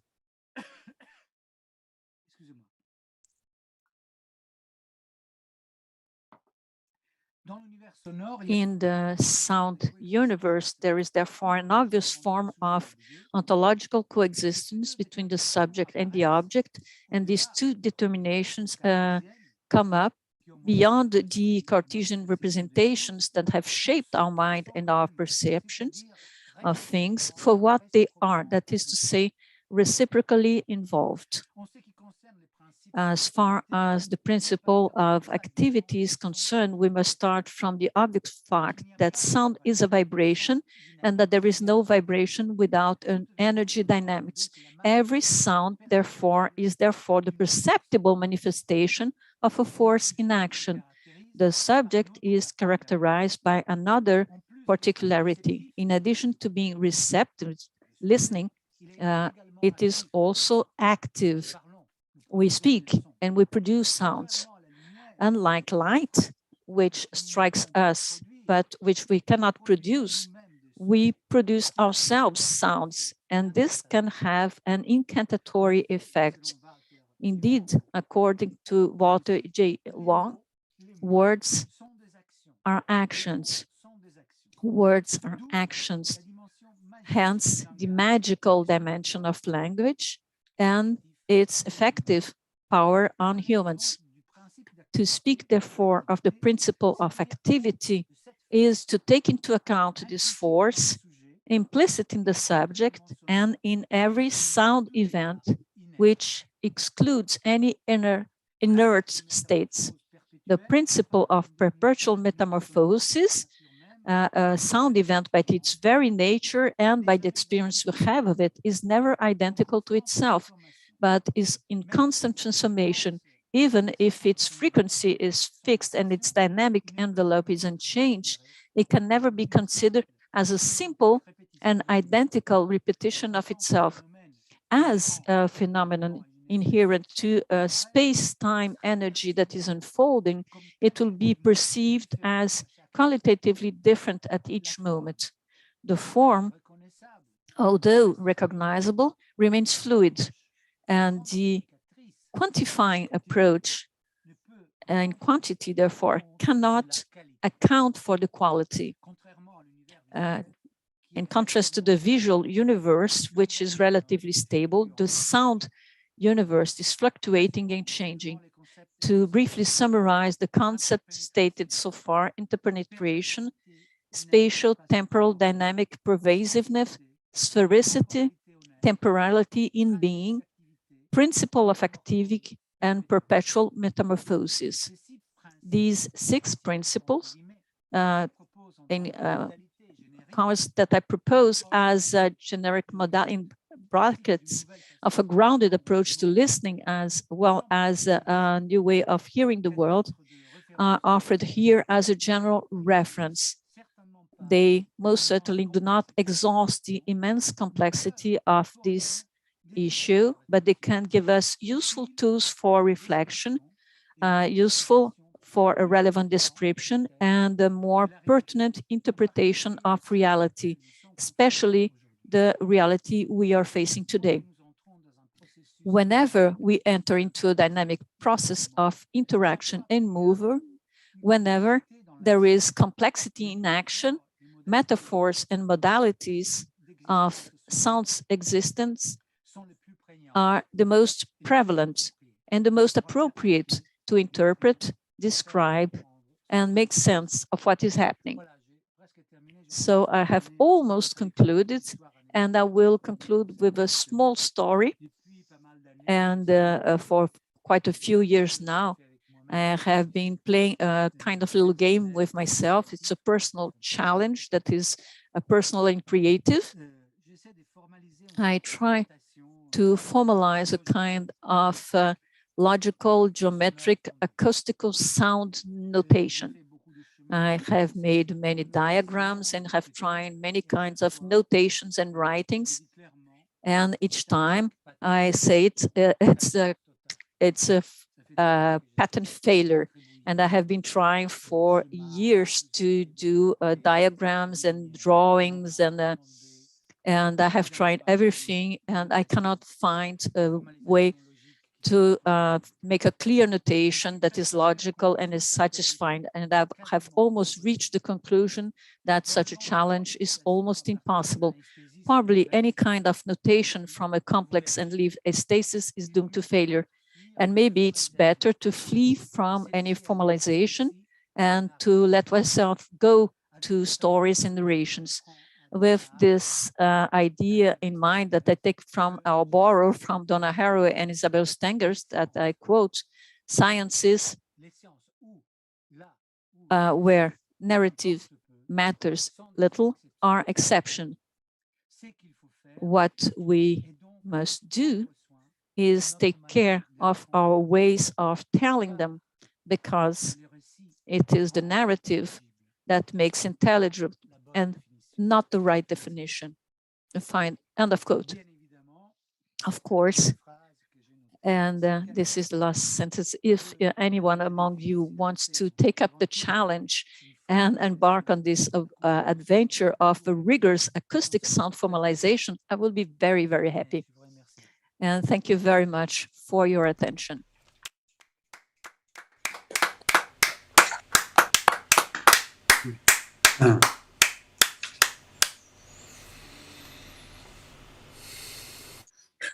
Okay. Thank you very much, Roberto, for your presentation. Now we will have some time for debates, comments, questions, and discussion. But first, 5 minutes break, and we return soon. Thank you very much. Thank you.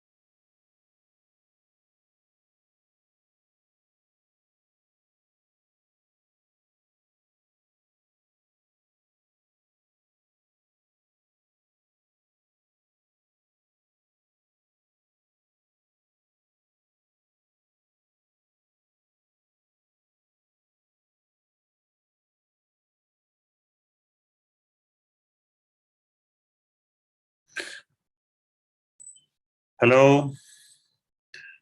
It's time for the third and final part of our session. Time for the debate, questions, comments, discussion. So everyone can join and send a question, but first of all, I would like to give the word to our designated debaters like Lilian Campesato and Susan Rail. So any one of you, Lilian or Susan, if you want to begin with the question? Sure, I'll give it a go here. I think the first thing that I would need to point out is that I am by no means a sound studies specialist. I'm coming to this more as an interested anthropologist and ethnomusicologist. More and more these days, ethnomusicology is engaging with sound studies and gaining an awareness of the importance, of course, of sound, sound in itself and sound in the production of music. And of course, ecology. We're living in times that we're on a daily basis being made aware of our environment and perhaps being made aware of what humans have been doing to the environment.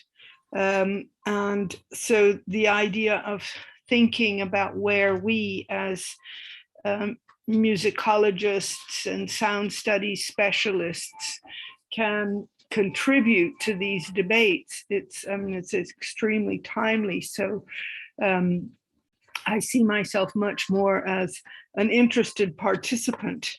I have, well, at least one comment or question here for Rodolfo and one for Roberto. Both very, very interesting papers and very stimulating. And Rodolfo's question of, well, how do we listen? And then how do we listen to animals? I thought that was truly something to pay attention. And then what is listening? How does listening impact us? And we're then provided with an example of the physiological impact of sounds and animal sounds on humans. I was led then to sit back and think, well, have I ever had an experience in which I have heard an animal and had some kind of physiological experience, an altered state that that one might say goes contrary to what might otherwise be around us? And I really can't think of any. But there certainly is an animal story that I have that's connected to a bird and this bird sound. That I first experienced it when I moved back to Campinas. We live in an area with lots of trees, and at about well, this is in every July, August at around 4 o'clock in the morning. There's this bird that starts to sing, and I've been trying to work out, or I had been trying for a long time to work out what this bird was. Would look in dictionaries, Wikipedia, and so, but none of the birds had the sound that this bird had. And of course, at 4 o'clock in the morning, how on earth do you record this bird? Because by the time I would wake up, realize it was singing, get a recorder, go out there, it had stopped. So I finally did manage to record it one afternoon when it decided to sing at 5 in the afternoon. So I recorded it and put it on Facebook. It turns out that this is a saracura. And presumably it chooses to sing at 4 in the morning because that's when it won't be confused with other birds. This whole bird story, okay, did it have a physical effect on me? I'm not sure that it did, but it certainly led to feelings of amazement. And so I would somehow find myself waking up at 4 o'clock. So maybe this is a physical reaction in order just to hear it. It's just such an unbelievable sound. But so I guess my question, my first question anyway, would be, have you collected, Rodolfo, have you collected stories from people of the ways in which animal sounds have somehow impacted them physiologically? Or anyway, I would be curious to know how common this is, or whether it's a more individual thing. So should I ask both questions, or how does this work? I can't hear. Sorry, sure, as you wish. Yeah, well, obviously, I think I could leave it at that one for Rodolfo, but and as far as Roberto Battistini, I can try to. Okay, yeah, let's do it. Je peux essayer de répondre. I can try to answer the question, Susan. No, I haven't. I do not have a collection or repertory of stories about listening experiences.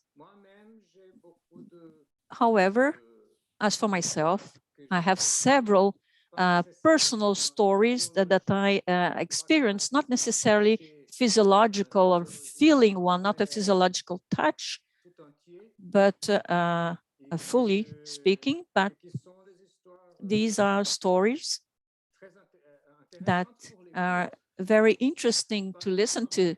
For instance, lately, I've been very interested, and I also live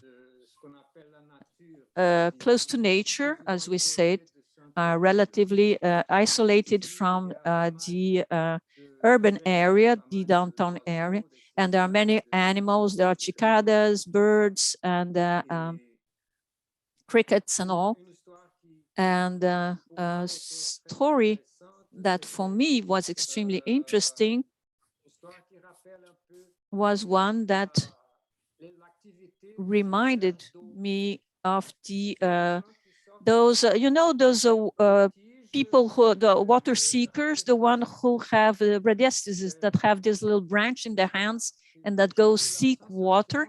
And this time I had this feeling of having this experience of finding water, not exactly the same with the metal or that little thingy that they wave to find water, but I found a bird unknown to me previously that's called ire.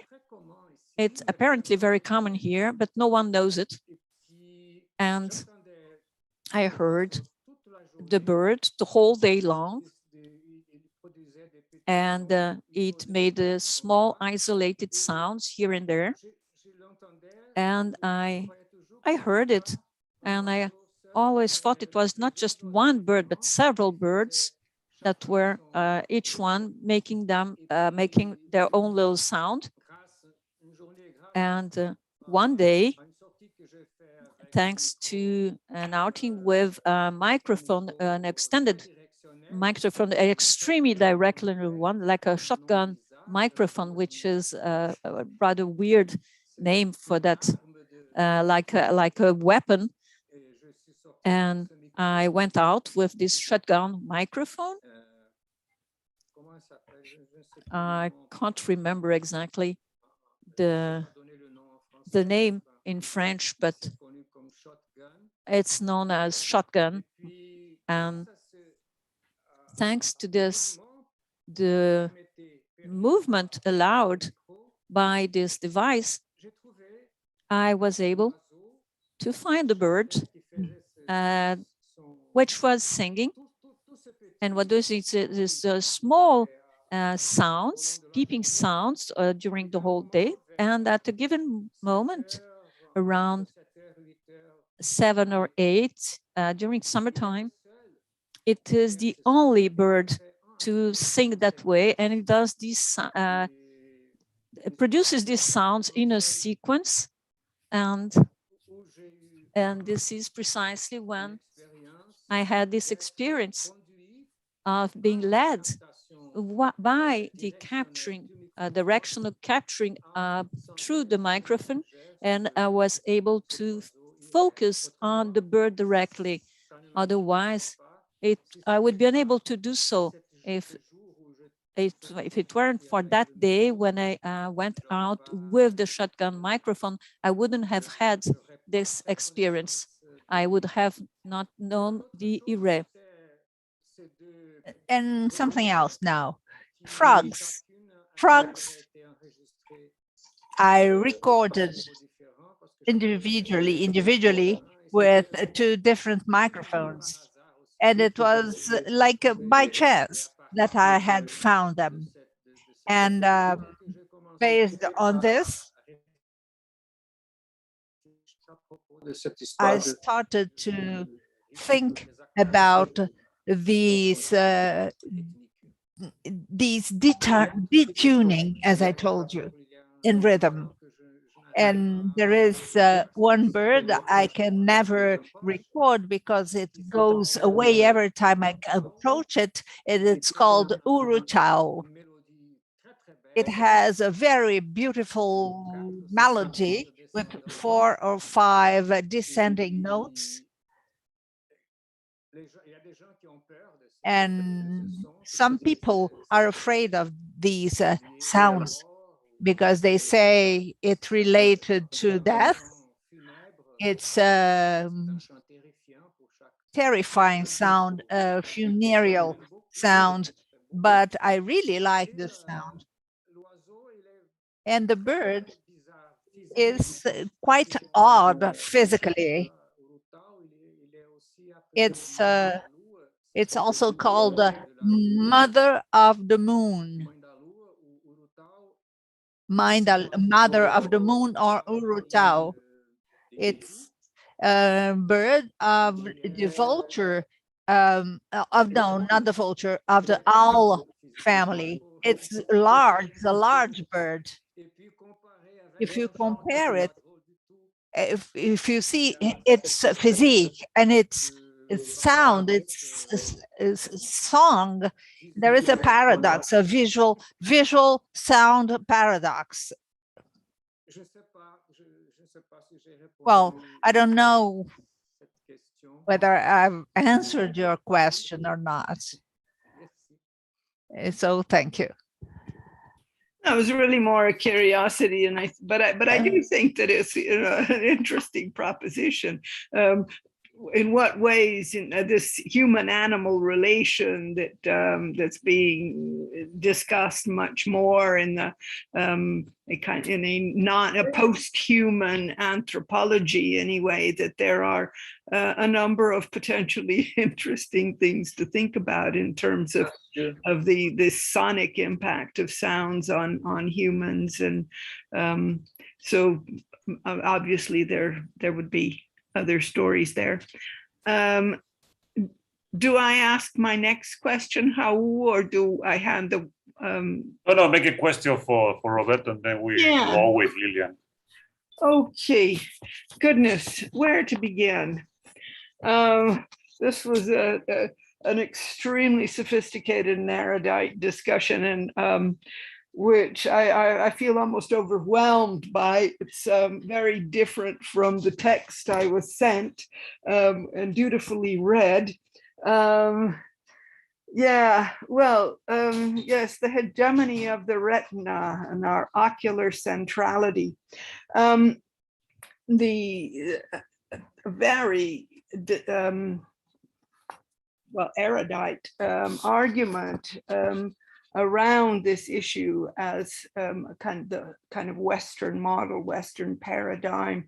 And of course, in anthropology, a lot of discussions are moving in the area of the sensible and the ways in which a number of ontologies in other societies have quite different models. I suppose one of the most obvious examples is, of course, Stephen Feld, that you have cited yourself, and the ways in which the senses structure societies and different cultural formations, I think is a very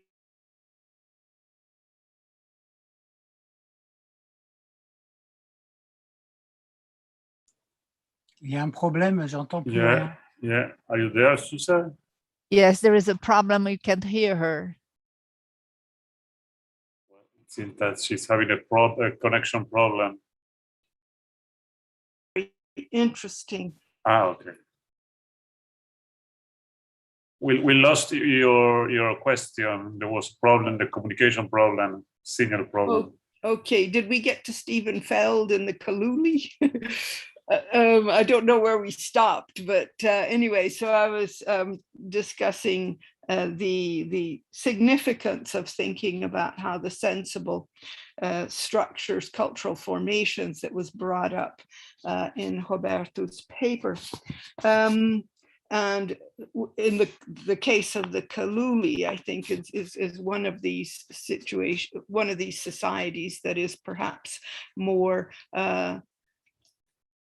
orally structured, a lot because of where they live, or at least this is the argument that Stephen Feld makes.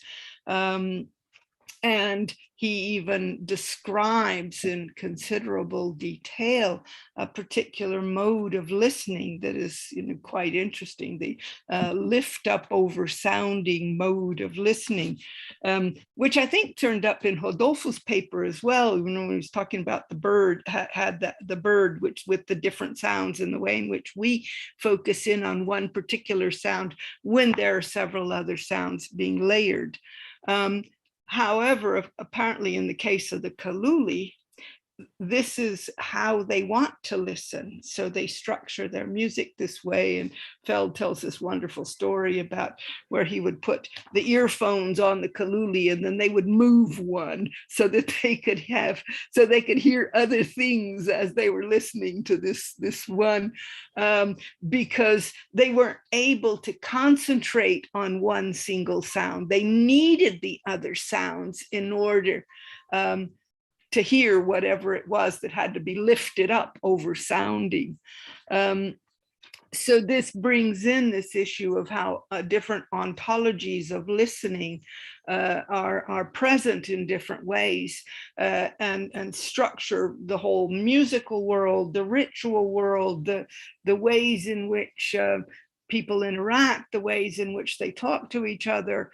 In fact, I mean, apparently they just all talk together at the same time, and yet they still manage to listen to each other.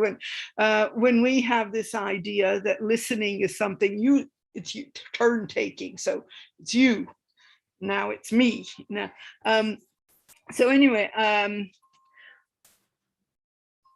on the one hand, then it seems quite convincing that that we could or that we need to think of new. I think we do need to think of new ways of conceptualizing the world and new models and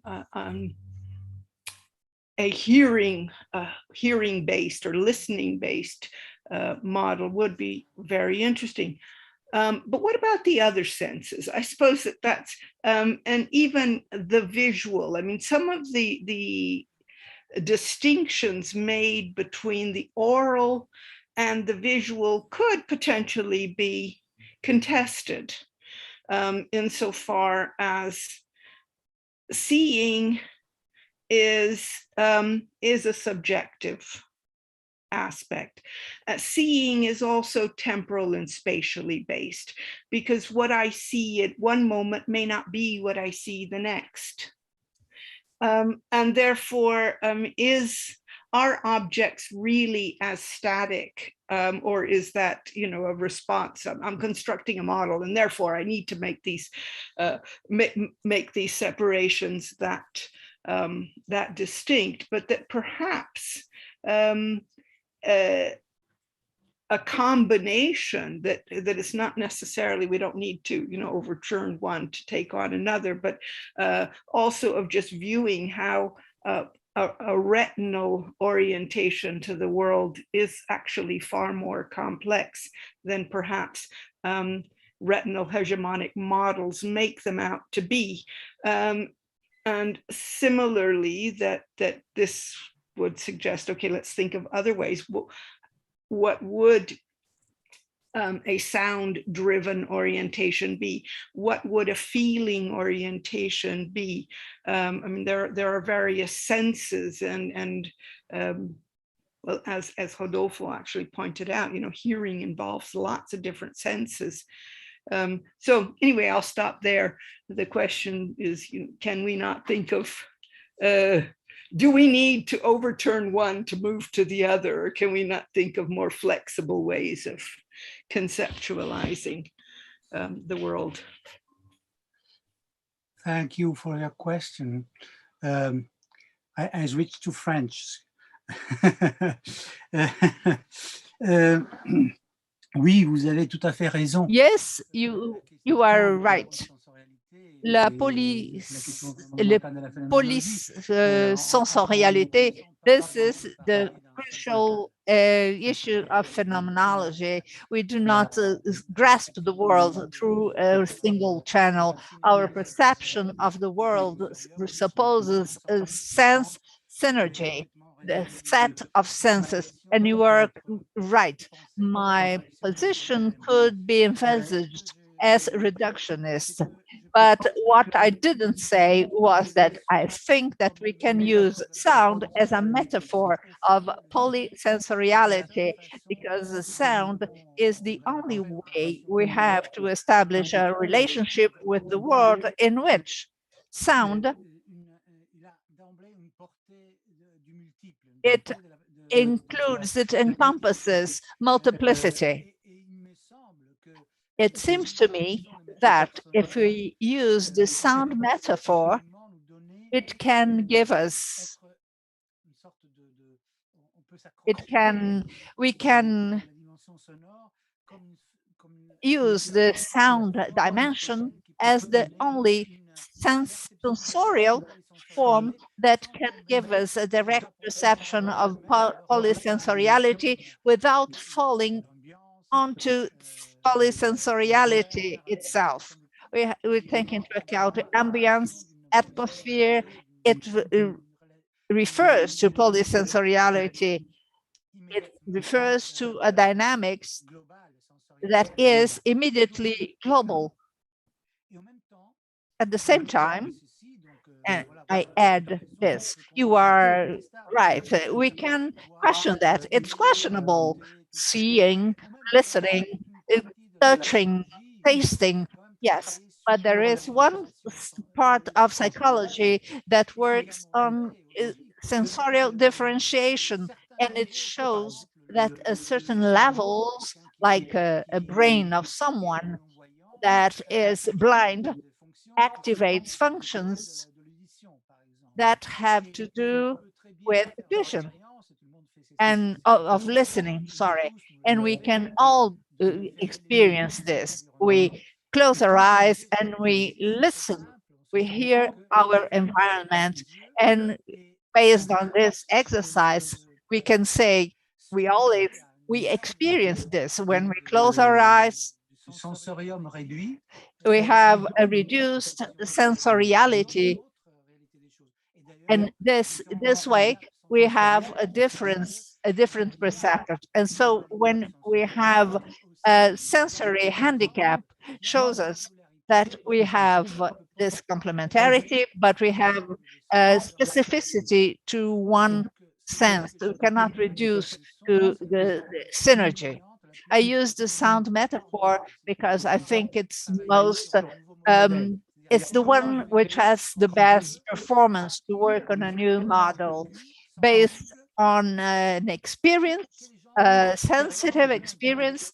What kind of experience I can mention so that someone would understand something that is complex. Vision assigns, I mean, that when we are in a space somewhere, we have objects that are located somewhere, and our vision assigns or points to it. In our Western ontology, we use vision because we have a precise location of objects. But you are right, there is this danger. We should not think, we should not fall into the trap of thinking that the metaphorical dimension of listening would exhaust our thought, our model, our sensory world. But at the same time, we here as composers, musicians, musicologists, we can understand that indeed the experience, sensory experience, sound experience has specific characteristics, intrinsic characteristics that can help us build more complex models that wouldn't fall into this trap that is something only visual. Relative to listening, well, vision requires a distance, different from listening. We have to be an observer. I don't know whether I've answered your question. Well, I mean, these are obviously long debates to be had, yes. And I'm certainly not in any position to, at this point, to argue for or against. But at any rate, I mean, it is certainly a fascinating debate. And I mean, I still wonder whether if one goes, whether it wouldn't be possible at some point, not now, but let's say that a particular listening model were to become hegemonic, could it not also end up being structured in a way that also tightens things up? I mean, because ontologies they get structured over time, and there's a whole lot more than just the senses involved there. But at any rate, and I think it's certainly a debate that we can carry on for a good long time. Okay, great.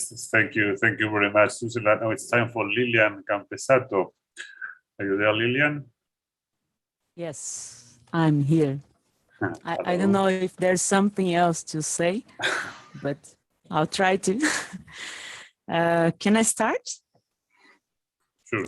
So I just want to start by saying that for me, it's really an honor to be here in company of such an amazing friends that I admire more than, I don't know, almost 20 years. So this is a main opportunity to me.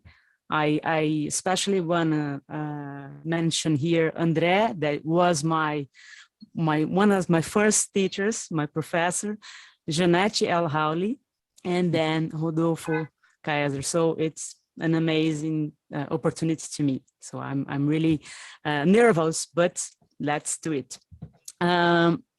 So I'd like to share some thoughts that I was thinking about. I don't know what kind of path I'm going to follow, but I'll leave with you. Please help me to evaluate if I'm adding or if I'm just jumping to other topics. So I'll try to do this. Today's conversation, it touches on some points that really interest me personally. and that also interests the group I belong to, Laura, that is Lugar de Pesquisas em Oralidade, and the project I developed together with my friend, composer and researcher Valéria Bonafé. Unfortunately, she isn't here now, but she was in the beginning. This project calls Microfonias, Invention and Sharing of Listening. So what points? There is a debate on listening as a relational and multimediated activity.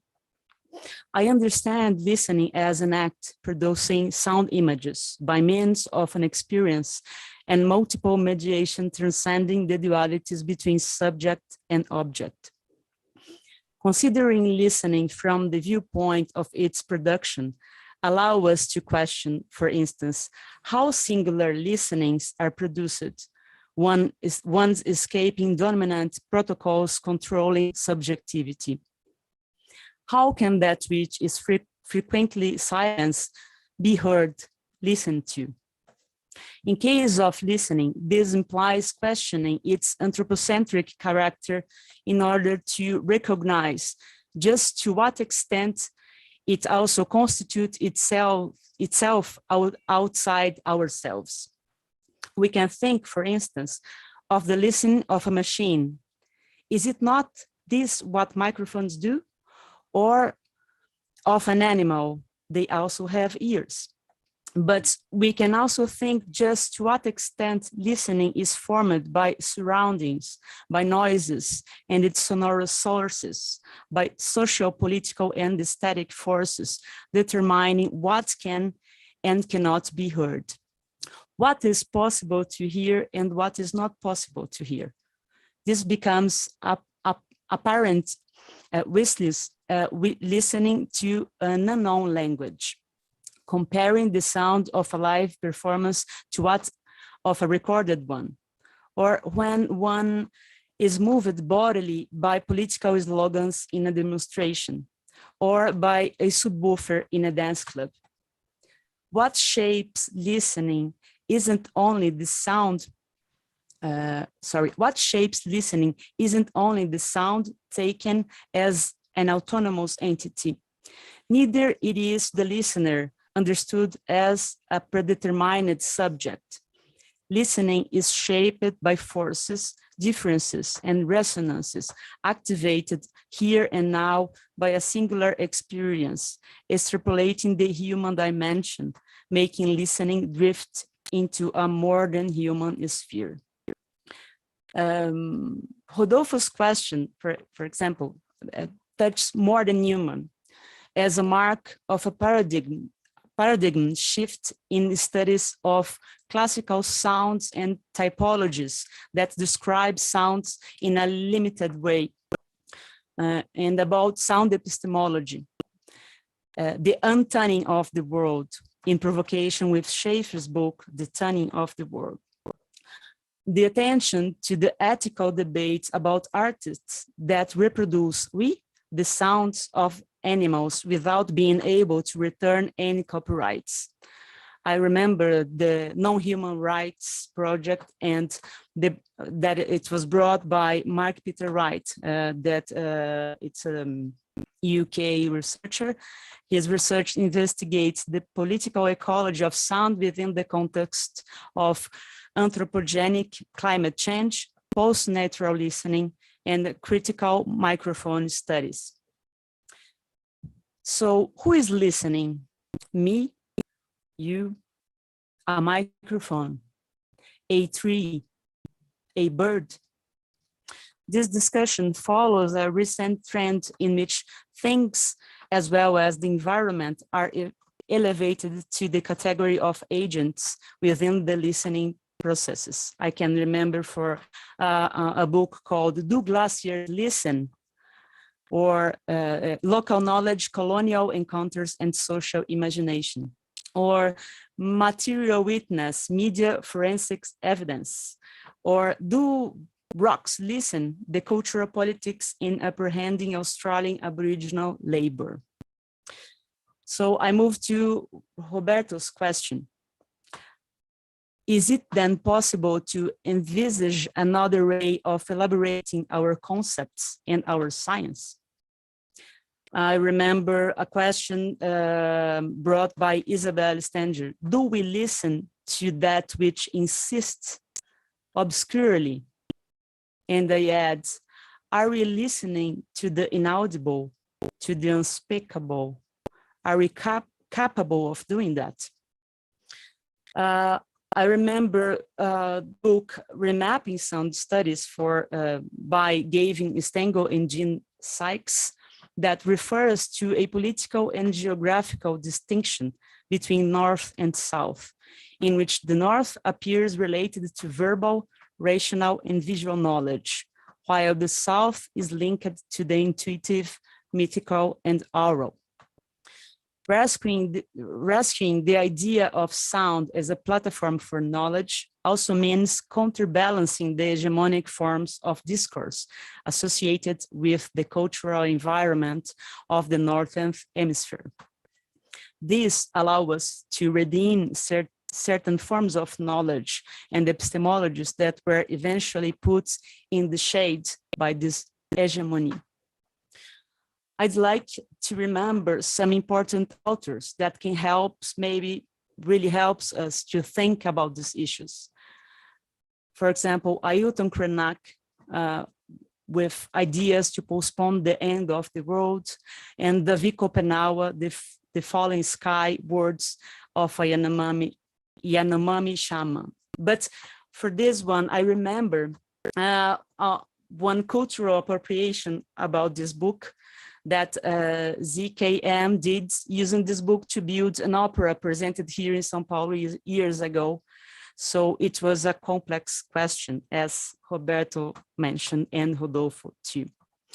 I remember Marília Librandi and Eduardo Viveiros de Castro from the perspectivism that reveals a particular configuration of distinctions between humans and non-humans, which are irreducible to Western distinction between nature and culture. Approaching an anti-Narcissus thought from Guattari and Deleuze, Viveiros de Castro borrows this idea to call our attention to, open quotes, a certain theoretical post-colonialism, the most perverse manifestation of ethnocentrism, by virtue of always seeing the same in the other, from saying that under the mask of the other, it is we who are looking at ourselves. We end up taking the shortcuts that takes us to what really, in the end and deep down, interests us, namely ourselves. An opposite path would be the search for an epistemology that provides the return of an image of ourselves that we do not recognize. For example, I think that we need to exercise like a permanent decolonization of thought and propose other ways of creating concepts, acting. Here I'd like to call Sueli Ronick's book called Esferas da Insurreição, Notas para uma Vida Não Cafetinada. I really don't know how to translate cafetinada, but I hope you help me. So I start quoting her. The depletion of natural resources is probably much less advanced than the depletion of subjective resources, of the vital resources that affect us and our contemporaries. I'd like to think about the inclusion of forms of knowledge that are often overshadowed by logocentric culture, as Roberto mentioned before. In this sense, the oral domain offers a rich environment for incorporating the construction of individuals' identity, historical narratives, allowing the sharing of subjectivity through oral utterances, insights, sensory affects, and social empathy. And to finish, I want to quote one of the 10 suggestions for a continuous decolonization of the unconscious, made by Sueli Ronick.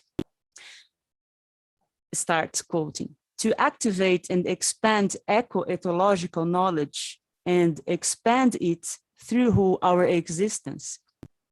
This experience of the world in its living condition, whose forces produce effects on our body, which belongs to the same condition and shares it with all elements that make up the living body of the biosphere. So this is my contributions. I'm not asking for you to answer because it was a commentary, so I leave it to you. Can I start? Sure, of course. Thank you. Thank you for letting me start, because I will try to elaborate a little bit about what you were saying about. Ah, oui, en français, pardon. Yes, in French, I'm sorry. When I try to answer, Lilian, your wonderful question, maybe it will help me to further elaborate the answer that I would have given to Suzette, because it is the subject matter of hearing or listening, and with your question, you helped me to summarize it. What I tried to do today is to show how small the role is of our listening subject, how small we are with regard to what we listen to, and how enormous things are, and which is not obvious. Maybe we have to seek and study more how things interact, so that we have a perception.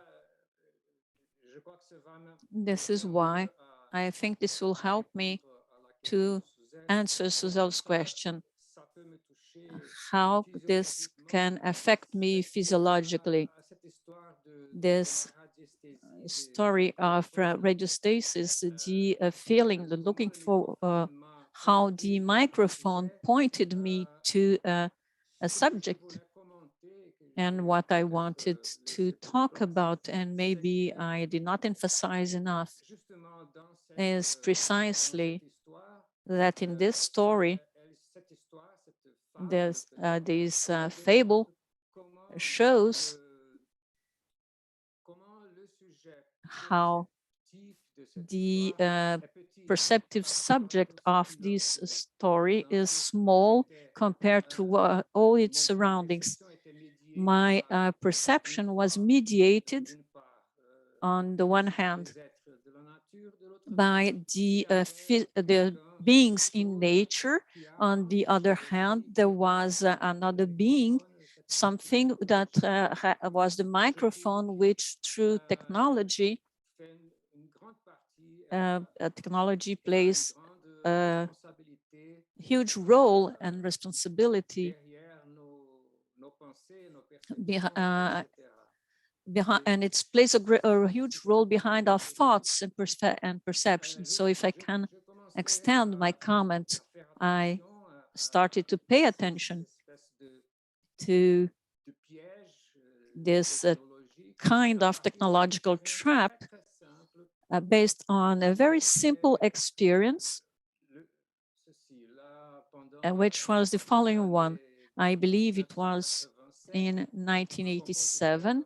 A composer came and presented his masterpiece based on the technology I did not know about. You had digital techniques, and I was still working with the analogical ones, the traditional ones, and I was absolutely flabbergasted by this experience. And in the midst of this music, there was a cry from a person, and that cry would be frozen in time, so to speak, like through digital manipulation. Later on, I learned this was called freeze, to freeze precisely the cry, and this was used by a whole generation of composers. So I was extremely impressed by this sound effect in the midst of the work, which was the most important effect in the midst of the culminating or the summit of his work. And suddenly I learned, a few months later, I learned that there were a number of composers who had used the same device, and no one knew who had invented that special effect in the application. And so that's when you start thinking that is expressed by the piece of music, but there are other authors who do the same. So this is always very interesting, this kind of story or situation. And not by chance, I knew the author, Benedict Maya, and he is no longer among us. And he was the one who had invented this way of digitally manipulating sound. It was software, digital software, and it is not, he was not considered as the author. No one knows his name, but all composers have used that, are very happy to have this kind of possibility. So this is when I started, Lillian, to try to think in a more consistent way and go beyond technology. Okay? But it's not finished, not over yet. There's many things. And now I will give the floor to Roberto, because you ask a humongous question. It's enormous, and I'm very interested. And also thank you, Roberto, very much for your presentation. It was superb. Thank you for your presentation. And now I see it is 10 o'clock here, and the question that you asked, Lillian, not your question, your comments and your interest, I share many of our references, Riveros de Castro, of course, or I don't know, you speak of others, and Latour and others. Deep down, I believe we should maybe, and I'll just seize on your comment as such. I believe that to talk about all this, we would need to have a whole session just dedicated to that, to your comment.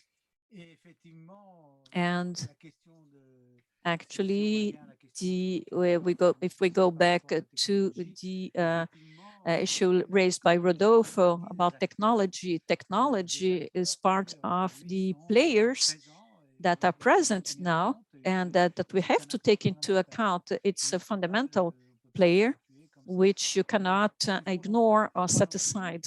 Also,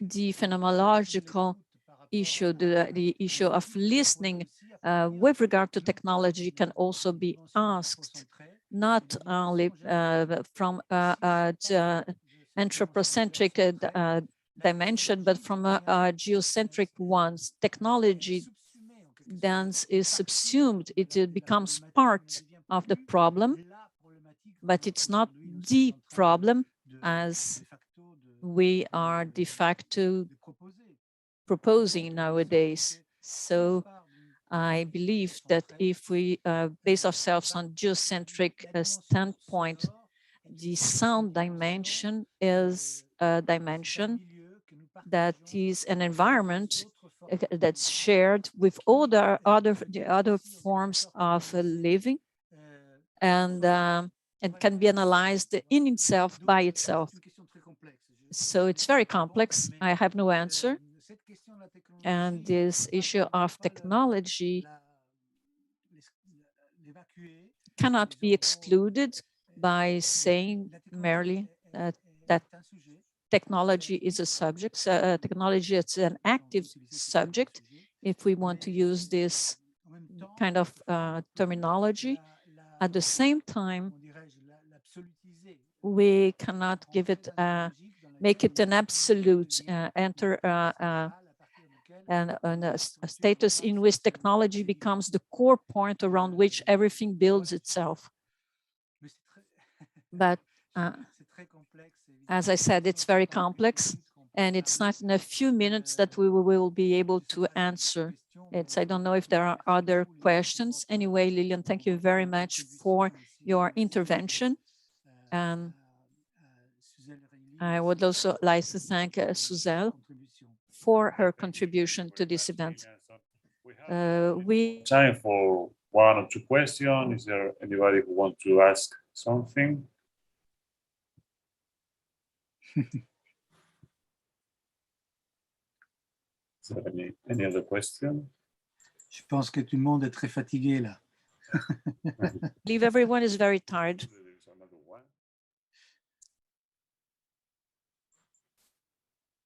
Cannot see that here.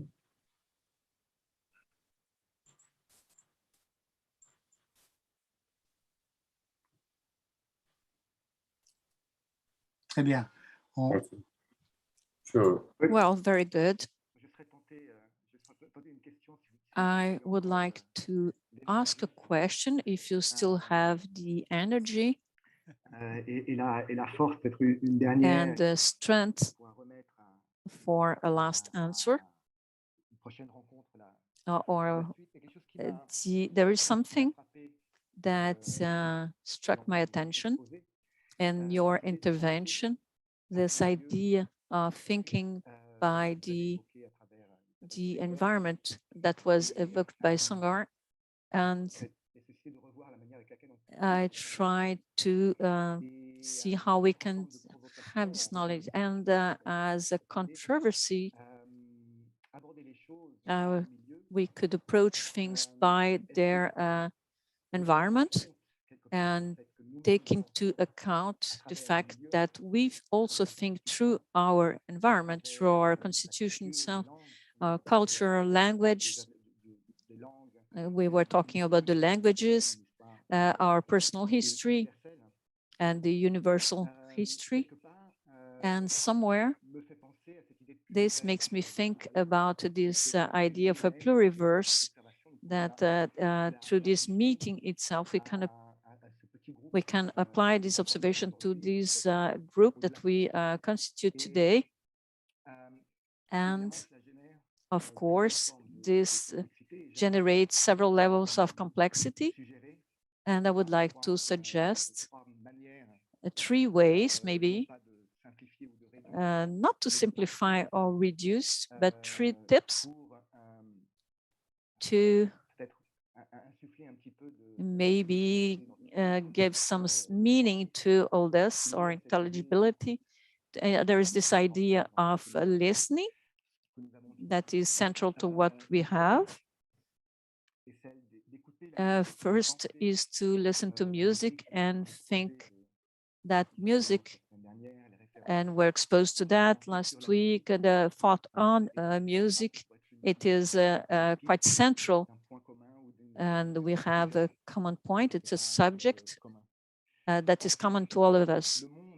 After that, the world that we listen to, and that is part of our music, and the ideas that we used about our music that could emerge.